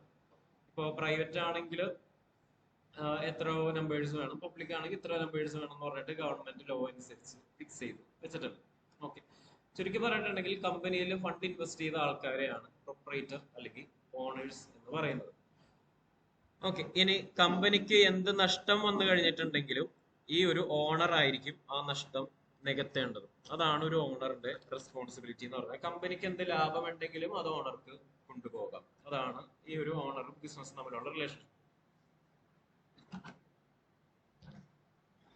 ഇനി കഴിഞ്ഞ ദിവസം പറഞ്ഞ പോലെ നിങ്ങൾക്ക് എല്ലാവർക്കും ഉണ്ടായിരുന്ന ഒരു ഔട്ട്ലുക്ക് എന്താന്ന് വെച്ചിട്ടുണ്ടെങ്കിൽ, നിങ്ങൾ ഒരു കോളേജിലെ സ്റ്റുഡന്റ് ആണ്, സ്കൂളിലെ സ്റ്റുഡന്റ് ആണ് എന്നുള്ളൊരു ഔട്ട്ലുക്ക് ആയിരുന്നു. അതിന് മാറ്റിയിട്ട് നിങ്ങൾ ഒരു കമ്പനിയിൽ വർക്ക് ചെയ്യുകയാണ്, കമ്പനിയിൽ സ്റ്റാഫ് ആണ് എന്നുള്ള ഒരു ചിന്തയാണ്, അല്ലെങ്കിൽ ആ ഒരു വ്യൂ പോയിന്റ് ആണ് നിങ്ങൾക്ക് ഇനി മുതൽ വേണ്ടത്. ഇനി ആ ഒരു ചിന്താഗതിയിൽ നോക്കുമ്പോൾ നിങ്ങൾക്ക് ഇമ്പോർട്ടന്റ് ആയിട്ടുള്ള ഒരു പേഴ്സൺ ആണ് ശരിക്കും പറഞ്ഞ പ്രൊപ്പറേറ്റർ അല്ലെങ്കിൽ ഓണർ. പക്ഷേ നിങ്ങൾ വർക്ക് ചെയ്യുന്നത് ഇവർക്ക് വേണ്ടിയിട്ടല്ല, ഓണർക്ക് വേണ്ടിയിട്ടല്ല നിങ്ങൾ വർക്ക് ചെയ്യേണ്ടത്. നിങ്ങൾ വർക്ക് ചെയ്യേണ്ടത് കമ്പനിക്ക് വേണ്ടിയിട്ടാണ്. കാരണം നിങ്ങൾക്ക് ഓഫർ ലെറ്റർ കിട്ടും. ഒരു കമ്പനിയിൽ നിങ്ങൾ എംപ്ലോയ്മെന്റിൽ അല്ലെങ്കിൽ നിങ്ങൾ എംപ്ലോയിഡ് ആയി എന്ന് നിങ്ങളുടെ കയ്യിൽ ഒരു പ്രൂഫ് വേണം. അതാണ് നിങ്ങൾ അക്കൗണ്ടിങ്ങിൽ നമ്മൾ ചെയ്യുന്ന എല്ലാത്തിനും പ്രൂഫാണ്. അതായത് ഇപ്പൊ നിങ്ങൾ ഒരു കമ്പനിയിൽ ജോലിക്ക് കയറി വിചാരിക്കാം. അപ്പോ നിങ്ങളെ അപ്പോയിന്റ് ചെയ്തു എന്നുള്ളതിനൊരു തെളിവ് ശരിക്കും നിങ്ങളുടെ കയ്യിൽ വേണം. അല്ലെങ്കിൽ നിങ്ങൾ ശരിക്കും നിങ്ങളൊരു ജോബ് ഓപ്പർച്യൂണിറ്റി ഒക്കെ അന്വേഷിക്കുമ്പോൾ പല സ്ഥലങ്ങളിൽ നിന്ന് നിങ്ങൾക്ക് അവസരങ്ങൾ വരും. ചിലപ്പോൾ നിങ്ങൾ ഒരു കമ്പനിയിലെ ഓപ്പർച്യൂണിറ്റി വേണ്ടെന്ന് പറഞ്ഞിട്ടായിരിക്കും വേറൊരു കമ്പനിയിലെ ഓപ്പർച്യൂണിറ്റി അക്സെപ്റ്റ് ചെയ്യുന്നത്. പക്ഷെ അങ്ങനെ അക്സെപ്റ്റ് ചെയ്ത് കഴിഞ്ഞിട്ടുണ്ടെങ്കിൽ നിങ്ങൾ എന്തിന്റെ ഉറപ്പിലാണ് ആ ഒരു നല്ല കമ്പനിയുടെ ഓഫർ കളഞ്ഞത്? ഈ കമ്പനിയിൽ നിന്ന്, അതായത് നിങ്ങൾ ഇപ്പോൾ സെലക്ട് ചെയ്ത കമ്പനിയിൽ നിന്ന് ഒരു ഉറപ്പ് കിട്ടണം, നിങ്ങളെ ഈ കമ്പനിയിൽ ഹയർ ചെയ്തോളാം.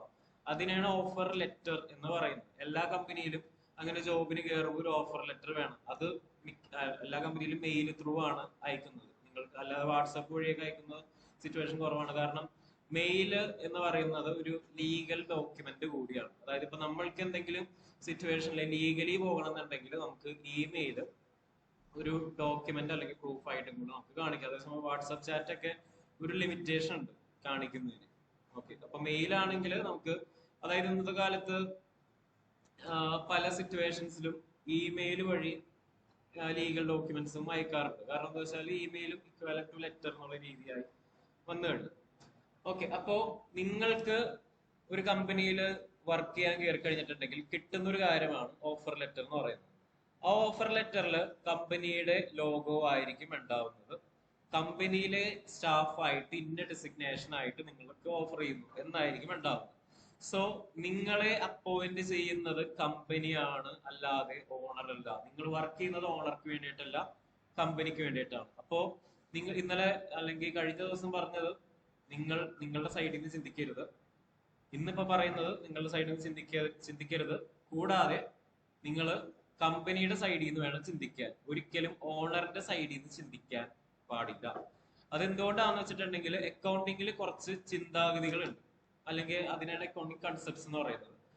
ഇപ്പൊ ഒരു ലോജിക്ക് വെച്ചിട്ട് നോക്കുകയാണെങ്കിൽ, നിങ്ങളോട് ഇപ്പൊ എല്ലാവരോടും ഇപ്പൊ ഫസ്റ്റ് ഡേ വന്നപ്പോ ആ ഒരു ക്ലാസ് റൂമിൽ ഇരിക്കാനായിട്ട് പറഞ്ഞിട്ടുണ്ടാവും, ഇതിന്റെ നെക്സ്റ്റ് ക്ലാസ് റൂം. അല്ലെങ്കിൽ അത് കഴിഞ്ഞിട്ട് നെക്സ്റ്റ് അക്കൗണ്ടിങ് ക്ലാസ് സ്റ്റാർട്ട് ചെയ്ത് കഴിഞ്ഞപ്പോ ഈ ഒരു ക്ലാസ്സിൽ വന്നിരിക്കാൻ പറഞ്ഞിട്ടുണ്ടാവും. ഓക്കെ, അല്ലെങ്കിൽ ഇതാണ് നിങ്ങളുടെ ക്ലാസ് റൂം എന്ന് പറഞ്ഞിട്ടുണ്ടാവും. ഓക്കെ, ഇനി നിങ്ങളത് കേൾക്കാതെ തൊട്ടപ്പുറത്തുള്ള ക്ലാസ് റൂമിൽ പോയിട്ടുണ്ടെങ്കിൽ നിങ്ങൾക്ക് ലോജിസ്റ്റിക്സിന്റെ ക്ലാസ് കേൾക്കാം. ഓക്കെ, അപ്പോൾ ലോജിസ്റ്റിക്സിന്റെ ക്ലാസ് കേട്ട് കഴിഞ്ഞിട്ടുണ്ടെങ്കിൽ നിങ്ങൾക്ക് ചിലപ്പോൾ ഒന്നും മനസ്സിലാവില്ല. അല്ലെങ്കിൽ ഇവിടെ സംഭവിച്ചിട്ടുണ്ട്, അതായത് ഒരാഴ്ച കഴിഞ്ഞിട്ടായിരിക്കും സ്റ്റുഡന്റ് പറയുന്നത്, ഞാൻ ലോജിസ്റ്റിക്സിനല്ല വന്നിട്ടുള്ള അക്കൗണ്ടിങ്ങിനാണ് വന്നിട്ടുള്ളത്. ആദ്യത്തെ ഒരാഴ്ച അപ്പൊ ഇത്രയും നാള് കേട്ടോണ്ടിരുന്നപ്പോഴും ഒരു ഓർമ്മ ഉണ്ടായിരുന്നില്ല. അപ്പൊ അങ്ങനെയുള്ള സംഭവങ്ങളുണ്ട്. അതൊക്കെയാണ് അതുകൊണ്ടാണ് ഇങ്ങനെ ഓരോ നിയമങ്ങൾ ഉണ്ടാക്കി വെച്ചിട്ടുള്ളത്. ഇപ്പോ അക്കൗണ്ട്സിലെ സ്റ്റുഡന്റ് ആണെങ്കിൽ ഈ ക്ലാസ് റൂമിലേക്ക് കയറി വരണം. കാരണം എന്താണെന്ന് വെച്ചാൽ ഇവിടെയാണ് അക്കൗണ്ടിങ് ക്ലാസ് നടക്കുന്നത്. ഓക്കെ, ഇനി അതേപോലെ തന്നെ ഇപ്പൊ റോഡിലൂടെ വണ്ടി ഓടിക്കുമ്പോൾ ലെഫ്റ്റ് സൈഡിലൂടെ വണ്ടി ഓടിക്കണം, നടന്നു പോകുമ്പോൾ റൈറ്റ് സൈഡിലൂടെ നടന്നു പോകണം എന്ന് പറയാറുണ്ട്. കാരണം എന്താണെന്ന് വെച്ചിട്ടുണ്ടെങ്കിൽ ലെഫ്റ്റ് സൈഡിലൂടെ വണ്ടി ഓടിച്ചു കഴിഞ്ഞിട്ടുണ്ടെങ്കിൽ ഓപ്പോസിറ്റ് വരുന്ന വണ്ടികളെ കാണാൻ പറ്റും. ഇനി നടന്നു പോകുമ്പോൾ റൈറ്റ് സൈഡിലൂടെ നടന്നു പോവുകയാണെങ്കിൽ ഓപ്പോസിറ്റ് വരുന്ന വണ്ടികളെയും നമുക്ക് കാണാൻ പറ്റും. അതിനങ്ങനെ ഒരു നിയമം ഉണ്ടാക്കി വെച്ചു. അപ്പോ എല്ലാ നിയമത്തിന്റെ പുറകിലും ഒരു ലോജിക് ഉണ്ട്. ഇപ്പൊ ഒരു ഉദാഹരണം പറഞ്ഞിട്ടുണ്ടെങ്കിൽ ട്രാഫിക് സിഗ്നൽ വെക്കുന്നത് എന്തുകൊണ്ടാണ്, അല്ലെങ്കിൽ ട്രാഫിക് സിഗ്നൽ പാലിക്കണം എന്ന് പറഞ്ഞിട്ടുള്ള ഒരു റൂൾ ഉണ്ടാക്കി വെച്ചിട്ടുണ്ട്. അപ്പൊ അക്കൗണ്ടിങ്ങിൽ ശരിക്കും പറഞ്ഞാൽ ഇങ്ങനെ കുറെ റൂൾസും ചിന്താഗതികളൊക്കെ ഉണ്ട്. അപ്പൊ നിങ്ങൾ ചിന്തിച്ചു നോക്കുക, അതായത് ഇപ്പൊ ട്രാഫിക് സിഗ്നലിൽ വെക്കുന്നതിന്റെ പേർപ്പസ് എന്താണ്, എന്തായിരിക്കും പേർപ്പസ്? ആക്സിഡന്റ് ഉണ്ടാവരുത്, ഓക്കെ, പ്രശ്നങ്ങൾ ഉണ്ടാവരുത്, ബ്ലോക്ക് ഉണ്ടാവരുത്, അതൊക്കെയാണ് ട്രാഫിക് സിഗ്നൽ. അതേപോലെ നമ്മൾ അക്കൗണ്ടിങ്ങിൽ പറയുന്ന എല്ലാ കാര്യങ്ങൾക്കും ഇതേപോലെ തന്നെ പണ്ട് നമ്മൾക്ക് മുമ്പുള്ള ആൾക്കാർ കണക്ക് എഴുതിയുണ്ടായിരുന്നു. അവരിങ്ങനെ ഓരോ കാര്യങ്ങൾ ചെയ്താണ് ഓരോ പ്രശ്നങ്ങൾ മനസ്സിലാക്കിയിട്ട് അവരിങ്ങനെ പറഞ്ഞു, ഇങ്ങനെ ചെയ്തു കഴിഞ്ഞാൽ ഈ പ്രശ്നങ്ങളൊക്കെ ഒഴിവാക്കാനായിട്ട് പറ്റും എന്നുള്ള രീതിയിൽ ഡിസൈൻ ചെയ്തിട്ടുള്ള ഒരു കൺസെപ്റ്റ് ആണ് നമ്മൾ പറഞ്ഞു പോകുന്നത്. ഓക്കെ, അപ്പോ എന്ത് റൂൾ ഉണ്ടെങ്കിലും നിങ്ങൾ അതിന്റെ പുറകിലുള്ള ലോജിക്ക് മനസ്സിലാക്കുക. ലോജിക്ക് മനസ്സിലാക്കിയിട്ടുണ്ടെങ്കിൽ, അതായത് ഇപ്പോ നമ്മളിവിടെ കേരളത്തിലും ഇന്ത്യയിലൊക്കെ വണ്ടി ഓടിക്കുന്ന എല്ലാ നിയമങ്ങളും പഠിച്ചിട്ടൊന്നുമല്ല. അതായത് ഇപ്പോ ഒരു വട്ടത്തില് ത്രികോണം ഇട്ടിട്ടുള്ള ഒരു ചിഹ്നം എന്താണെന്ന് ചോദിച്ചിട്ടുണ്ടെങ്കിൽ എന്താണ് ചിഹ്നം എന്ന് ആർക്കും അറിയില്ല. അതേപോലെ തന്നെ ഇപ്പൊ റോഡില് ഇപ്പോ ഓരോ റോഡിലും കുറെ വരകൾ ഉണ്ടാവും. ഇപ്പോ ക്രോസ് ആയിട്ടുള്ള വരകളും പിന്നെ അങ്ങനെ പല പല സിമ്പലുകൾ ഉണ്ടാവും നമ്മൾ റോഡിൽ കാണുന്നത്. എല്ലാ സിമ്പലും ചിലപ്പോൾ എല്ലാവർക്കും അറിയില്ല. പക്ഷെ നിങ്ങൾ എല്ലാവരും വഴിയിൽ നടക്കുന്നു, റോഡിൽ വണ്ടി ഓടിക്കുന്നു, അങ്ങനെയുള്ള കാര്യങ്ങളൊക്കെ ചെയ്യുന്നുണ്ട്. അതേപോലെ തന്നെയാണ് അക്കൗണ്ടിങ്. എല്ലാ കാര്യങ്ങളും ചിലപ്പോൾ നിങ്ങൾക്ക് അറിയാൻ പറ്റുന്നുണ്ടാവില്ല, അല്ലെങ്കിൽ ഒരു കമ്പനിയിലെ അക്കൗണ്ടന്റിന് എല്ലാ കാര്യങ്ങളും അറിയണമെന്നില്ല. പക്ഷെ അവര് ഓരോ കാര്യങ്ങളായിട്ട് അവരുടെ ഒരു ലോജിക്കിലായിരിക്കും അവർ വർക്ക് ചെയ്യുന്നത്. ഓക്കെ, അപ്പോൾ ആ രീതിയിൽ ഇമ്പോർട്ടന്റ് ആയിട്ടുള്ള ഒരു ടേം ആണ് പ്രൊപ്പറേറ്റർ അല്ലെങ്കിൽ ഓണർ എന്ന് പറയുന്നത്. ബിസിനസ് ഇൻവെസ്റ്റ് ചെയ്ത ആളാണ് ഓണർ. നെക്സ്റ്റ് ടേം ആണ് ക്യാപിറ്റൽ എന്ന് പറയുന്നത്.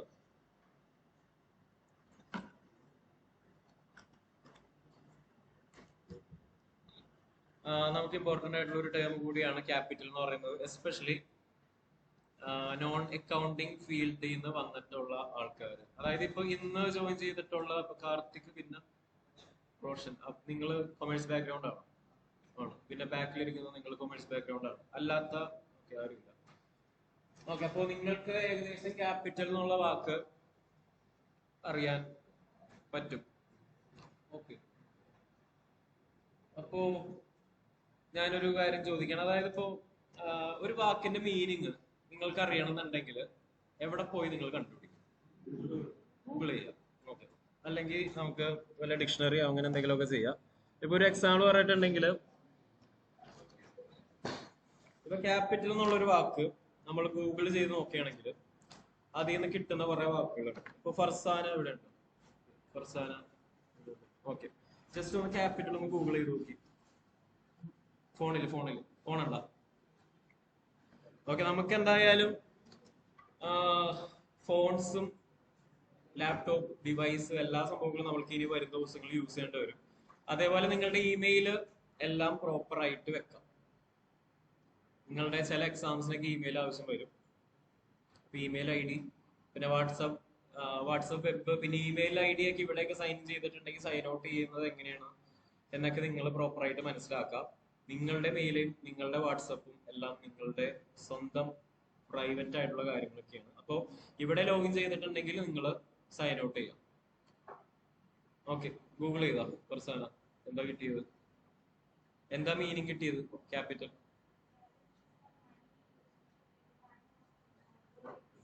ഓക്കെ, അപ്പോ മണി ഇൻവെസ്റ്റഡ് ഇൻ ബിസിനസ് എന്ന് വേണമെങ്കിൽ പറയാം. ഇനി അതല്ല, ഇപ്പോ ഒരു സ്കൂൾ സ്റ്റുഡന്റിനോട് ചോദിച്ചിട്ടുണ്ടെങ്കിൽ എന്താണ് ക്യാപിറ്റൽ എന്ന് പറയുകയാണെങ്കിൽ ഡൽഹി എന്ന് പറയും, അല്ലെങ്കിൽ തിരുവനന്തപുരം എന്ന് പറയും.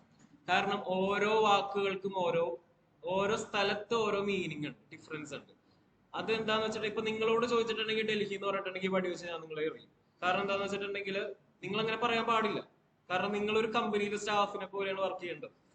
അപ്പോ ക്യാപിറ്റൽ എന്ന് പറഞ്ഞിട്ടുണ്ടെങ്കിൽ ഓണർ ഇൻവെസ്റ്റ് ചെയ്തിട്ടുള്ള ഫണ്ട്, അതാണ് ക്യാപിറ്റൽ. ഇപ്പൊ എന്തെങ്കിലും ഡൗട്ടുകളൊക്കെ ഉണ്ടെങ്കിൽ നിങ്ങൾ അത് ക്ലിയർ ചെയ്തിട്ട് പോവാം. കാരണം ഇന്നത്തെ കാലത്ത് നിങ്ങൾ പറഞ്ഞ പോലെ ഗൂഗിൾ ഉണ്ട്, സെർച്ച് ചെയ്ത് നോക്കുക. ഇൻഫോർമേഷനിൽ വാക്കിൽ കൺഫ്യൂഷൻ ഉണ്ടെങ്കിൽ സെർച്ച് ചെയ്യുക, സൊല്യൂഷൻ കിട്ടും.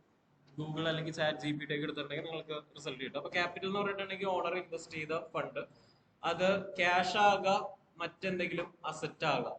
ഇനി അസറ്റ് എന്താ നമ്മൾ പിന്നീട് പറയും. അപ്പൊ തൽക്കാലം നിങ്ങൾ മനസ്സിലാക്കുക, ഓണറിന്റെ ഇൻവെസ്റ്റ്മെന്റ്, ഓണറുടെ നിക്ഷേപം, അതാണ് ക്യാപിറ്റൽ. ഇനി ഓണർ എന്തെങ്കിലും പിൻവലിച്ചുകൊണ്ട് പോവുകയാണെങ്കിൽ അതിനെയാണ് ഡ്രോയിങ് എന്ന് പറയുന്നത്. ഇതും നമ്മൾ ഇടയ്ക്കിടയ്ക്ക് കാണേണ്ട ഒരു ടേമാണ് ഡ്രോയിങ്സ് എന്ന് പറയുന്നത്. ക്യാപിറ്റൽ നേരെ ഇതിൽ പറയുന്ന പോലെ ഓപ്പോസിറ്റ് ആണ് ഡ്രോയിങ്സ് എന്ന് പറയുന്നത്. ക്യാഷ് അല്ലെങ്കിൽ അസറ്റ് വിഡ്രോ ചെയ്തു പോകുന്ന ആക്ടിവിറ്റിനെയാണ് ഡ്രോയിങ് എന്ന് പറയുന്നത്. ഓണർ പിൻവലിക്കുന്ന ആക്ടിവിറ്റിനെ ഡ്രോയിങ്സ് എന്ന് പറയും. ഓക്കെ, ഇനി വളരെ ഇമ്പോർട്ടന്റ് ആയിട്ടുള്ള ഒരു ടേമാണ് അസറ്റ് എന്ന് പറയുന്നത്. ഓക്കെ, ഇനി അസറ്റിന്റെ സിമ്പിൾ ആയിട്ടുള്ള മീനിങ് എന്ന് പറഞ്ഞിട്ടുണ്ടെങ്കിൽ any resource used exclusively for business purpose. അതായത് ബിസിനസിന്റെ ആവശ്യത്തിന് ഉപയോഗിക്കുന്ന എന്ത് സ്രോതസ്സിനെയും നമ്മൾക്ക് അസറ്റ് എന്ന് വിളിക്കാം. അല്ലെങ്കിൽ എന്തെങ്കിലും ഒരു കാര്യം, ഇപ്പൊ ഒരു ഫർണിച്ചർ, ടേബിൾ, ഈ ടേബിളിന്റെ ഉപയോഗം എന്ന് പറയുന്നത് ഇങ്ങനെയുള്ള സാധനങ്ങൾ വെക്കാം. പിന്നെ ചെയറിന്റെ ഉപയോഗം എന്ന് പറയുന്നത് നിങ്ങൾക്ക് ഇരിക്കാം. ഇത് കൊണ്ടുള്ള ബെനിഫിറ്റ് എന്താണെന്ന് വെച്ചാൽ സ്റ്റുഡൻസ് കംഫർട്ടബിൾ ആയിട്ട് ഇരുന്ന് കഴിഞ്ഞാൽ ഇവിടെ ട്രെയിനിങ് ചെയ്യാൻ പറ്റും. ഫാക്കൽറ്റി കംഫർട്ടബിൾ ആയിട്ട് ഇരുന്ന് കഴിഞ്ഞാൽ പ്രൊജക്ടർ സാധനങ്ങളൊക്കെ വെച്ച് ക്ലാസ് എടുക്കാനായിട്ട് പറ്റുള്ളൂ. ഓക്കെ, എന്നാലേ ക്വാളിറ്റി ട്രെയിനിങ് നടക്കുള്ളൂ. അപ്പോ അങ്ങനെ ഓരോ ബിസിനസിനും സഹായിക്കുന്ന ഒരു സാമ്പത്തിക സ്രോതസ്, അതാണ് അസറ്റ്. ഇപ്പൊ കാർ എന്ന് പറയുന്ന ഒരു കാര്യത്തിൽ നമുക്ക് കിട്ടുന്നത് എന്താന്ന് നോക്കുമ്പോൾ ഒരു സർവീസ് അല്ലെങ്കിൽ സേവനം, യാത്ര സുഖം എന്ന് പറഞ്ഞിട്ടുള്ള ഒരു സർവീസ് ആണ്, അല്ലെങ്കിൽ ട്രാൻസ്പോർട്ടേഷൻ എന്ന് പറഞ്ഞ ഒരു സർവീസ് ആണ് ആ ഒരു അസറ്റിൽ നിന്ന് നമുക്ക് കിട്ടുന്നത്. ഇനി ഇതിലിപ്പോ പറയുന്ന പോലെ ബിസിനസിന്റെ ആവശ്യത്തിന് വേണ്ടിയിട്ടാണ് ഈ ഒരു അസറ്റുകൾ യൂസ് ചെയ്യുന്നത്. ടാഞ്ചിബിൾ അല്ലെങ്കിൽ ഇൻടാഞ്ചിബിൾ ആകാം. അപ്പൊ ടാഞ്ചിബിൾ എന്ന് പറയുന്നത് തൊടാൻ പറ്റുന്നത് അല്ലെങ്കിൽ കാണാൻ പറ്റുന്നത്, ഇൻടാഞ്ചിബിൾ എന്ന് പറയുന്നത് കാണാൻ പറ്റാത്തത് അല്ലെങ്കിൽ തൊടാൻ പറ്റാത്തത് എന്നാണ് മീനിങ്. എന്താണ് ടാഞ്ചിബിൾ ഇൻടാഞ്ചിബിൾ ഉള്ളത് നമ്മൾ പിന്നീട് പറഞ്ഞു പോകും. തൽക്കാലം ടച്ച് ചെയ്യാൻ പറ്റുന്നത്, ടച്ച് ചെയ്യാൻ പറ്റാത്തതായിട്ടുള്ള കുറെ അസറ്റുകൾ കമ്പനിയിലുണ്ട്. ഓക്കെ, ഇനി കമ്പനിയുടെ വളർച്ച അല്ലെങ്കിൽ പോസിറ്റീവ് ഇക്കണോമിക് വാല്യൂ കാണിക്കുന്ന ഒരു കാര്യം കൂടിയാണ് അസറ്റ് എന്ന് പറയുന്നത്. ഓക്കെ, അതായത് ഇപ്പോ കമ്പനിയുടെ സാമ്പത്തിക വളർച്ച നിങ്ങൾക്ക് മനസ്സിലാകണം എന്നുണ്ടെങ്കിൽ അസറ്റ് ഉണ്ടാവണം. ഓക്കെ, അപ്പൊ ഒരു എക്സാമ്പിൾ പറഞ്ഞിട്ടുണ്ടെങ്കിൽ നിങ്ങളൊരു വീട് മേടിച്ചു കഴിഞ്ഞിട്ടുണ്ടെങ്കിൽ തൊട്ടപ്പുറത്തിരിക്കുന്ന അയൽക്കാരൊക്കെ വിചാരിക്കും ഓക്കെ നിങ്ങൾ നല്ല രീതിയിൽ മെച്ചപ്പെട്ടു. നിങ്ങൾ കാറ് മേടിച്ചിട്ടുണ്ടെങ്കിലും അയാൾ വിചാരിക്കും നിങ്ങൾ നല്ല രീതിയിൽ ജീവിക്കുന്നു.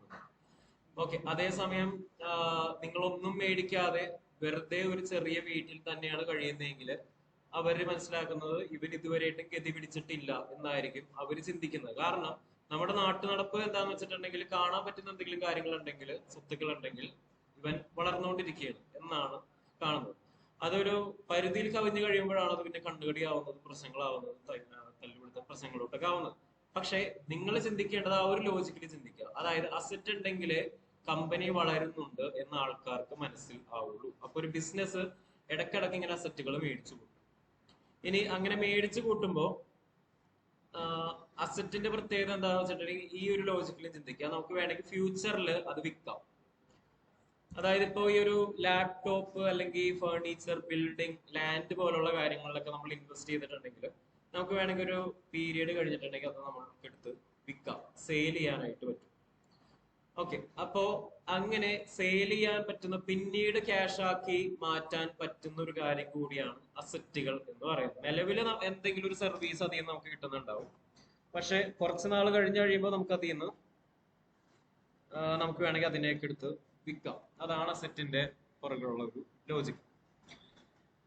ഇനി ഇവിടെ കുറച്ച് എക്സാമ്പിൾ പറഞ്ഞിട്ടുണ്ട്. റിയൽ എസ്റ്റേറ്റ്, മെഷീനറി, ഡെപ്റ്റേഴ്സ് തുടങ്ങിയതൊക്കെ അസറ്റുകളാണ് എന്നാണ് ഇവിടെ പറയുന്നത്. അതായത് നമ്മളുടെ കയ്യിലുള്ള ലാൻഡ്, ബിൽഡിംഗ്, മെഷീനറി, നമുക്ക് ക്യാഷ് തരാനുള്ള ആൾക്കാർ, അവരെയൊക്കെ അസറ്റുകൾ എന്നാണ് പറയുന്നത്. അതായത് ചുരുക്കി പറഞ്ഞിട്ടുണ്ടെങ്കിൽ പിന്നീട് ക്യാഷ് ആക്കി മാറ്റാൻ, കൺവെർട്ട് ചെയ്യാൻ പറ്റുന്ന കാര്യങ്ങൾ, അതാണ് നമുക്ക് അസറ്റുകൾ. ഇപ്പോ അതിലുള്ള ഒരു എക്സാമ്പിൾ ആണ്, നിങ്ങളിപ്പോ ഇവിടെ വരുമ്പോ എല്ലാ മാസവും ഒരു 1-ാം തീയതി അല്ലെങ്കിൽ മാസാവസാനം ഒക്കെ ആയിട്ട് നിങ്ങൾ കയറി വരുമ്പോൾ ഇവിടെ ഫ്രണ്ട് ഓഫീസിൽ നിങ്ങളുടെ കയ്യിൽ നിന്ന് ഒരു സംഭവം പ്രതീക്ഷിക്കും, അതായത് EMI എക്സ്പെക്ട് ചെയ്യും നിങ്ങൾക്ക് എല്ലാവർക്കും. അതായത് നിങ്ങളുടെ ബാച്ച് കാർഡിൽ ഏറ്റവും ലാസ്റ്റ് ഒരു ഫീസിന്റെ സെക്കൻഡ് ലാസ്റ്റ് പേജ് ആയിട്ട് ഒരു ഫീസ് പേയ്മെന്റ് കാർഡ് എന്ന് പറയുന്ന ഒരു പേജും കൂടി ഉണ്ടാവും. അതിൽ നിങ്ങളുടെ ഫീസ് റീപേയ്മെന്റ് ഷെഡ്യൂളും കൂടി റെക്കോർഡ് ചെയ്തിട്ടുണ്ടാവും. ഓക്കെ, അപ്പൊ ആ ഫീസ് റീപേയ്മെന്റ് ഷെഡ്യൂൾ കൊണ്ട് ഉദ്ദേശിക്കുന്നത് എന്താണെന്ന് വെച്ചിട്ടുണ്ടെങ്കിൽ നിങ്ങൾ ആ ഒരു സമയമാവുമ്പോൾ ഫീസ് തരണം എന്നുള്ളതാണ് ആ ഒരു ഫീസ് റീപേയ്മെന്റ് ഷെഡ്യൂൾ കൊണ്ട് ഉദ്ദേശിക്കുന്നത്. കാരണം എന്താണെന്ന് വെച്ചിട്ടുണ്ടെങ്കിൽ നിങ്ങൾ ഫീസ് പേ ചെയ്ത് കഴിഞ്ഞിട്ടുണ്ടെങ്കിൽ ഇവിടുത്തെ സ്റ്റുഡൻസിന്റെ ഫീസാണ് ഇവിടുത്തെ ഇൻകം. ആ ഇൻകം ഉണ്ടെങ്കിൽ മാത്രമേ ഇവിടുത്തെ യൂട്ടിലിറ്റീസിന് പേ ചെയ്യാൻ പറ്റുള്ളൂ, ഫാക്കൽറ്റീസിന് സാലറി പേ ചെയ്യാൻ പറ്റുള്ളൂ. അങ്ങനെ കുറെ കാര്യങ്ങൾ നിങ്ങളുടെ ഫീസിനെയാണ് ഡിപ്പെൻഡ് ചെയ്തിട്ടിരിക്കുന്നത്. അപ്പോൾ അങ്ങനെ ഒരു പ്ലാനിങ്ങിന് വേണ്ടിയിട്ടാണ് ഇവര് EMI ആയിട്ട് ഇന്ന ഡേറ്റുകളായിട്ട് ഫിക്സ് ചെയ്തിട്ടുള്ളത്. അപ്പോൾ നിങ്ങളുടെ EMI ഡേറ്റ് ആകുമ്പോൾ ഫ്രണ്ട് ഓഫീസിൽ ഇരിക്കുന്ന ആൾക്കാർക്ക് ഒരു പ്രതീക്ഷയാണ് നിങ്ങൾ വരുമ്പോൾ ഫീസ് പേ ചെയ്യും എന്ന് പറഞ്ഞിട്ട്. ഓക്കെ, അപ്പോൾ ഓരോ സ്റ്റുഡന്റും ഓരോ ദിവസം കയറി വരുമ്പോൾ അവർക്കൊരു സന്തോഷമുണ്ട്. കാരണം ഇവർ നാളെയോ മറ്റന്നാളോ ഇവരുടെ ഫീസ് പേയ്മെന്റ് ഡേറ്റ് ആവും, നാളെയോ മറ്റന്നാളോ ഇവർ വന്ന് QR കോഡ് സ്കാൻ ചെയ്യും, അല്ലെങ്കിൽ ക്രെഡിറ്റ് കാർഡോ ഡെബിറ്റ് കാർഡോ തരും എന്നുള്ളൊരു എക്സ്പെക്ടേഷനിലായിരിക്കും അവർ നിൽക്കുന്നത്. അപ്പോ നിങ്ങള് കമ്പനിയുടെ അസറ്റാണ്. അതായത് ആക്സോൺസ് എന്ന് പറയുന്ന ഈ ഒരു സ്ഥാപനത്തിനെ സംബന്ധിച്ചിടത്തോളം ഞങ്ങളുടെ അസറ്റാണ് കസ്റ്റമേഴ്സായ നിങ്ങൾ. കാരണം എന്താന്ന് വെച്ചിട്ടുണ്ടെങ്കിൽ നിങ്ങൾ ഫ്യൂച്ചറിൽ ക്യാഷ് ആയിട്ട് വരും, അല്ലെങ്കിൽ ക്യാഷ് തരുന്ന അല്ലെങ്കിൽ ക്യാഷ് എന്ന് പറഞ്ഞ രൂപത്തിലേക്ക് മാറ്റാൻ കഴിയുന്ന ഒരു സ്വത്തുക്കളാണ് നിങ്ങൾ എന്നുള്ള അസംഷനിലാണ് ഇവിടെ ഞങ്ങൾ വർക്ക് ചെയ്യുന്നത്, അല്ലെങ്കിൽ അക്കൗണ്ട്സിലുള്ള ഈ ഒരു ഡിപ്പാർട്ട്മെന്റ് കംപ്ലീറ്റ് വർക്ക് ചെയ്യുന്നത്. അപ്പോൾ ആ ഒരു രീതിയിൽ നോക്കുമ്പോൾ ക്യാഷ് തരാനുള്ള ആളെയാണ് ഡെപ്റ്റർ എന്ന് പറയുന്നത്. ഡെപ്റ്റേഴ്സ് നമുക്ക് പിന്നീട് പറയാം. അങ്ങനെ പിന്നീട് ക്യാഷ് ആക്കി മാറ്റാൻ പറ്റുന്ന എന്ത് കാര്യവും നമുക്ക് അസറ്റ് എന്ന് പറയുന്ന ക്ലാസിഫിക്കേഷനാണ് വരുന്നത്. ഇനി ലൈബിലിറ്റി എന്ന് പറയുന്നത് അസറ്റിന്റെ നേരെ ഓപ്പോസിറ്റ് ആണ്. ലൈബിലിറ്റി എന്ന് പറയുന്നത് ഈ ഒരു ഇമേജിൽ കാണുന്ന പോലെ നമ്മളുടെ ചുമലിന്റെ മീതെ ഉള്ള ഒരു ഭാരം ആണ് ലൈബിലിറ്റി എന്ന് പറയുന്നത്. ഡെപ്റ്റ് or obligation that the company is to pay. ഒരു കമ്പനി കൊടുക്കേണ്ട അല്ലെങ്കിൽ കമ്പനിക്ക് വരുന്ന കടപ്പാട്. ഈ കടപ്പാടിന്റെ കേസ് ഞാൻ ആദ്യത്തെ ദിവസം നിങ്ങൾ വന്നപ്പോൾ ഞാൻ പറഞ്ഞിട്ടുണ്ടായിരുന്നു. നിങ്ങളിവിടെ ജോയിൻ ചെയ്ത് കഴിഞ്ഞപ്പോൾ ഞങ്ങൾക്കൊരു കടപ്പാടുണ്ട്. കാരണം നിങ്ങളുടെ കയ്യിൽ നിന്ന് അഡ്വാൻസ് ആയിട്ട് ഫീസ് മേടിച്ചു, അല്ലെങ്കിൽ അഡ്മിഷൻ ഫീ എന്ന് പറഞ്ഞിട്ട് ഒരു എമൗണ്ട് മേടിച്ചു. അപ്പൊ ഞങ്ങളുടെ റെസ്പോൺസിബിലിറ്റി അല്ലെങ്കിൽ കടപ്പാട് എന്താന്ന് വെച്ചിട്ടുണ്ടെങ്കിൽ നിങ്ങൾക്ക് ലാബ് അറേഞ്ച് ചെയ്യണം, ഫീസ് ക്ലാസ് റൂംസ് അറേഞ്ച് ചെയ്യണം, ഫാക്കൽറ്റിനെ അറേഞ്ച് ചെയ്യണം, അങ്ങനെ കുറെ കാര്യങ്ങളുണ്ട്. അപ്പോൾ അങ്ങനെയുള്ള കടപ്പാടിനെയാണ് ലൈബിലിറ്റി എന്ന് പറയുന്നത്. പിന്നെ ലോണുകള്, അക്കൗണ്ട്സ് പേയബിൾ, ക്രെഡിറ്റർ, അങ്ങനെ കുറച്ച് കാര്യങ്ങളൊക്കെയാണ് ഈ ലൈബിലിറ്റി എന്നുള്ള ക്ലാസിഫിക്കേഷൻ വരുന്നത്. ഈ ക്രെഡിറ്റർ ഏതാണ് എന്നുള്ള കാര്യങ്ങളൊക്കെ നമ്മൾ പിന്നീട് പറയും. തൽക്കാലം മനസ്സിലായ കടപ്പാട്, അതിനെയാണ് ലോൺ എന്ന് പറഞ്ഞു പോകുന്നത്. ഡെപ്റ്റർ എന്ന് പറഞ്ഞ ഒരു ടേമും നമുക്ക് വളരെ ഇമ്പോർട്ടന്റ് ആണ്. പലർക്കും ഉള്ള ഒരു കൺഫ്യൂഷൻ ആണ് ഡെപ്റ്റർ എന്ന് പറഞ്ഞ ടേം എന്താണെന്നുള്ളത്. ഇപ്പൊ കഴിഞ്ഞ ദിവസം നിങ്ങൾക്ക് തന്ന അസസ്മെന്റില് എവിടെയോ ഡെപ്റ്റർ എന്നുള്ള ഒരു ടേം എടുക്കണ്ടായിരുന്നു. അപ്പൊ ആരൊക്കെയോ മാറ്റി ക്ലബ് ചെയ്തിട്ടുണ്ടായിരുന്നു. അപ്പോ ആ ഒരു കൺഫ്യൂഷൻ ഉണ്ടെങ്കിൽ ഇപ്പൊ തന്നെ തീർത്ത് കളയാം. ഡെപ്റ്റർ എന്ന് പറഞ്ഞിട്ടുണ്ടെങ്കിൽ നമുക്ക് ക്യാഷ് തരാനുള്ള ആളാണ് ഡെപ്റ്റർ. അതായത് ഇപ്പോ ഈ കമ്പനിയുടെ ഡെപ്റ്റേഴ്സ് ആണ് നിങ്ങൾ. കാരണം ഈ കമ്പനിക്ക് ക്യാഷ് തരാനുള്ള ആൾക്കാരാണ് നിങ്ങൾ. ഈ കമ്പനിയുടെ കയ്യിൽ നിന്ന് നിങ്ങൾ മേടിക്കുന്ന പ്രൊഡക്റ്റ് എന്ന് പറയുന്നത് ഇവിടുത്തെ ആ ഒരു സർട്ടിഫിക്കേഷൻസ് ആണ് ഇവിടുന്ന് ഞങ്ങൾ സെല് ചെയ്യുന്ന പ്രൊഡക്റ്റ്. ഓക്കെ, അപ്പൊ അത് മേടിക്കുന്ന കസ്റ്റമേഴ്സ് ആണ് നിങ്ങൾ. അപ്പൊ ആ ഒരു ലോജിക്കിൽ നോക്കുമ്പോൾ നിങ്ങളാണ് ഡെപ്റ്റർ. അതായത് ഇങ്ങനെയുള്ള വാക്കുകളൊക്കെ ബൈ ഹാർട്ട് പഠിക്കാതെ നിങ്ങൾ റിയൽ ലൈഫിലുള്ള കാര്യങ്ങളായിട്ട് കണക്ട് ചെയ്തിട്ട് പോവാം എന്ന് മനസ്സിലാക്കാം. അങ്ങനെ മനസ്സിലാക്കി പോവാം. അങ്ങനെ മനസ്സിലാക്കി പോയിട്ടുണ്ടെങ്കിലേ കാര്യമുള്ളൂ. കാരണം എന്നാൽ മാത്രമേ നിങ്ങളുടെ ഓരോ ബിസിനസ്സും ഡിഫറെന്റ് ആണ്. അതായത് ഇപ്പോ ഞാനൊരു ആദ്യം വർക്ക് ചെയ്തിരുന്നത് ഒരു കൺസ്ട്രക്ഷൻ കമ്പനിയിലെ അക്കൗണ്ട്സിലായിരുന്നു. അപ്പൊ കൺസ്ട്രക്ഷൻ ഫേമിലുള്ള അക്കൗണ്ടിങ്ങും അവിടുത്തെ രീതികളും ആയിരിക്കില്ല ഒരു ഇൻസ്റ്റിറ്റ്യൂട്ടിൽ അല്ലെങ്കിൽ എഡ്യൂക്കേഷൻ ഇൻസ്റ്റിറ്റ്യൂട്ടിലേക്ക് വരുമ്പോൾ. ആ ഒരു രീതി ആയിരിക്കില്ല ഒരു ട്രേഡിംഗ് കമ്പനിയിലേക്ക് പോകുമ്പോൾ. അതായത് സാധനങ്ങൾ മേടിക്കുന്നു വിൽക്കുന്നു, ആ ഒരു രീതിയിൽ വർക്ക് ചെയ്യുന്ന കമ്പനിയിലെ അക്കൗണ്ട്സ് ഡിഫറെന്റ് ആണ്. ഓരോ കമ്പനിയിലും അക്കൗണ്ടിങ് ഡിഫറെന്റ് ആണ്. പക്ഷെ നിങ്ങൾക്ക് ഈ പറഞ്ഞൊരു വേഴ്സറ്റാലിറ്റി വരണം എന്നുണ്ടെങ്കിൽ, അതായത് ഒരു കമ്പനിയിൽ നിന്ന് വേറെ കമ്പനിയിലേക്ക് മാറി വർക്ക് ചെയ്യാൻ പറ്റണം എന്നുണ്ടെങ്കിൽ ബൈ ഹാർട്ട് പഠിക്കാതെ ലോജിക്കലി തിങ്ക് ചെയ്തിട്ട് പോവാം. അതായത് എന്താണ് സംഭവം എന്ന് മനസ്സിലാക്കുക. അതായത് ക്യാഷ് തരാനുള്ള ആൾക്കാരാണ് ഡെപ്റ്റർ. അപ്പൊ നിങ്ങളുടെ ഈ ഒരു ഇവിടത്തെ ലോജിക്കലി നോക്കിയിട്ടുണ്ടെങ്കിൽ നിങ്ങളൊക്കെ ആക്സോൺസിന്റെ ഡെപ്റ്റേഴ്സ് ആണ്. കാരണം നിങ്ങളൊക്കെ ആക്സോൺസിന് ക്യാഷ് തരാനുള്ള ആൾക്കാരാണ്. അപ്പോ ഡെപ്റ്റേഴ്സ് ആണ്. ഡെപ്റ്ററിനെ കമ്പനിയുടെ ഒരു സ്വത്ത് ആയിട്ടാണ് ട്രീറ്റ് ചെയ്യുന്നത്. ഇപ്പൊ ഇതിൽ പറയുന്ന പോലെ, നേരത്തെ പറഞ്ഞ പോലെ അസറ്റ് ആയിട്ടാണ് ട്രീറ്റ് ചെയ്യുന്നത്. കാരണം പിന്നീട് ഇവർ ക്യാഷ് ആയിട്ട് വരും, അല്ലെങ്കിൽ ക്യാഷ് ആയിട്ട് കൺവേർട്ട് ചെയ്യാൻ പറ്റുന്ന കാര്യമാണ് ഡെപ്റ്റർ. ഇവിടെ പറഞ്ഞിട്ടുള്ള എക്സാമ്പിള്, തരുൺ എന്ന് പറഞ്ഞ ഒരു വ്യക്തി 50,000 രൂപയുടെ സാധനം കമ്പനിയിൽ നിന്ന് മേടിച്ചു. ഇവിടെ തരുൺ എന്ന് പറഞ്ഞ വ്യക്തിയാണ് നമ്മുടെ ഡെപ്റ്റർ എന്നാണ് പറയുന്നത്. ഓക്കെ, ഇനി നെക്സ്റ്റ് ടേം ആണ് ക്രെഡിറ്റർ എന്ന് പറയുന്നത്. ഇതില് ക്രെഡിറ്റർ ഡെപ്റ്ററിന് നേരെ ഓപ്പോസിറ്റ് ആണ് ക്രെഡിറ്റർ എന്ന് പറയുന്നത്. നമുക്ക് ക്യാഷ് തന്നിട്ടുള്ള ആള്, അല്ലെങ്കിൽ the person to whom we owe money, അതായത് നമ്മൾ ക്യാഷ് കൊടുക്കാനുള്ള ആൾക്കാർ, അവരെയാണ് ക്രെഡിറ്റർ. അതായത് ഡെപ്റ്ററിനെ ഒരു ഇൻറ്റു വിട്ടിട്ട് ക്രെഡിറ്ററിന് എഴുതിയിട്ടുണ്ടെങ്കിൽ ശരിയാണ്. ഡെപ്റ്ററിന് നേരെ ഓപ്പോസിറ്റ് ആണ് ക്രെഡിറ്റർ. കാരണം നമ്മൾ ക്യാഷ് കൊടുക്കാനുള്ള ആളാണ് ക്രെഡിറ്റർ. ഇനി ചിലപ്പോൾ ഇവരുടെ കയ്യിൽ നമ്മൾ ക്യാഷ് കടം മേടിച്ചിട്ടുണ്ടാവും, എന്തെങ്കിലും സാധനങ്ങൾ കടം മേടിച്ചിട്ടുണ്ടാവും. ഇപ്പൊ നിങ്ങളുടെ ക്രെഡിറ്റേഴ്സ് ആണ് ആക്സിയോൺസ്. അതായത് നിങ്ങൾക്ക് ഒരു സർവീസ് കടമായിട്ട് തന്ന പാർട്ടിയാണ് നിങ്ങൾക്ക് ആക്സിയോൺസ്. അതായത് നിങ്ങൾ ആ ഒരു ലോജിക്കിൽ ചിന്തിക്കുക. നിങ്ങൾ ഡെപ്റ്റർ, ആക്സിയോൺസ്, ക്രെഡിറ്റർ, ആ ഒരു രീതിയിൽ ചിന്തിക്കുക. കുറച്ചുകൂടി കണക്ഷൻ വരും. ഇവിടെ ഒരു എക്സാമ്പിൾ പറയുന്നുണ്ട്. 50,000 രൂപയുടെ സാധനം തരുൺ എന്ന് പറയുന്ന വ്യക്തിയുടെ കയ്യിൽ നിന്ന് മേടിച്ചിട്ടുണ്ടെങ്കിൽ തരുൺ നിങ്ങളുടെ ക്രെഡിറ്റർ ആണ്. ഓക്കെ, അപ്പോ ഡെപ്റ്ററിന് നേരെ ഓപ്പോസിറ്റ് ആണ് ക്രെഡിറ്റർ. നമുക്കിനി ഒരു 2 ടേമും കൂടി ഇമ്പോർട്ടന്റ് ആയിട്ട് പറയാനുള്ളൂ. അതിലൊന്നാണ് ഇൻകം എന്ന് പറയുന്നത്. എന്തെങ്കിലും നേട്ടം, വരുമാനം, മെച്ചം, അതിനെയൊക്കെ നമ്മൾ ഇൻകം എന്നാണ് പറയുന്നത്. സർപ്ലസ് ഗെയിൻ ഏർണിങ്സ്, അതിനെയൊക്കെ ഇൻകം എന്ന് പറയും. എന്തെങ്കിലും ഗുഡ്സോ സർവീസോ കൊടുത്തു കഴിഞ്ഞിട്ട് അതിന് തിരിച്ച് കിട്ടുന്ന ഒരു വരവിനെയാണ് ഇൻകം എന്ന് പറയുന്നത്.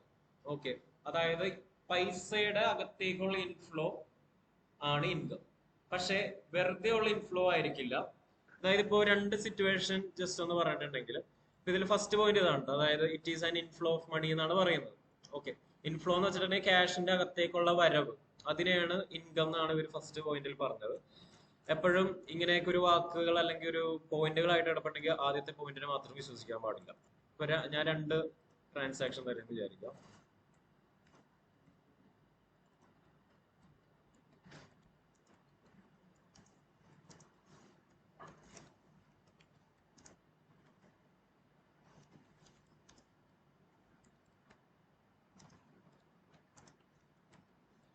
ഓക്കെ, ഫസ്റ്റ് സിറ്റുവേഷൻ ഇതാണ്. Received cash as loan from Bajaj finance rupees 10,000.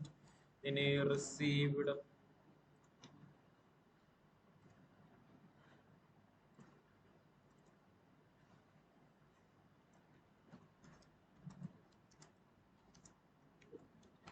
Okay, അതായത്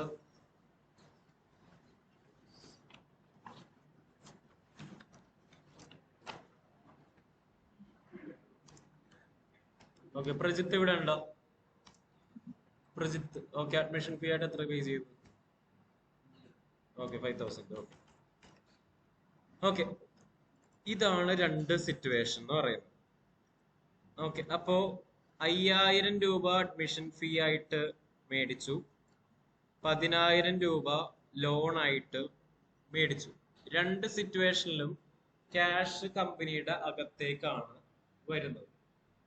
പക്ഷേ ഇതിൽ ഒരു കാര്യം മാത്രമാണ് നമ്മുടെ ഇൻകം. അതാണ് രണ്ടാമത്. അതായത് ഈ ഒരു ഇൻസ്റ്റിറ്റ്യൂട്ടിന്റെ പോയിന്റ് ഓഫ് വ്യൂവിൽ ചിന്തിക്കുകയാണെങ്കിൽ, ഈ ഇൻസ്റ്റിറ്റ്യൂട്ടിന്റെ ഓരോ ബിസിനസ്സിനും ഒരു പേർപ്പസ് ഉണ്ടാവും, ലക്ഷ്യങ്ങൾ ഉണ്ടാവും. അതായത് ഇപ്പോൾ ഈ ഒരു ആക്സിയോൺസ് എന്ന് പറയുന്ന ഇൻസ്റ്റിറ്റ്യൂട്ടിന്റെ പേർപ്പസ് എന്ന് പറയുന്നത് സ്റ്റുഡൻസിന് ക്വാളിറ്റി ട്രെയിനിങ് കൊടുക്കുക, പ്ലേസ്മെന്റ് കൊടുക്കുക.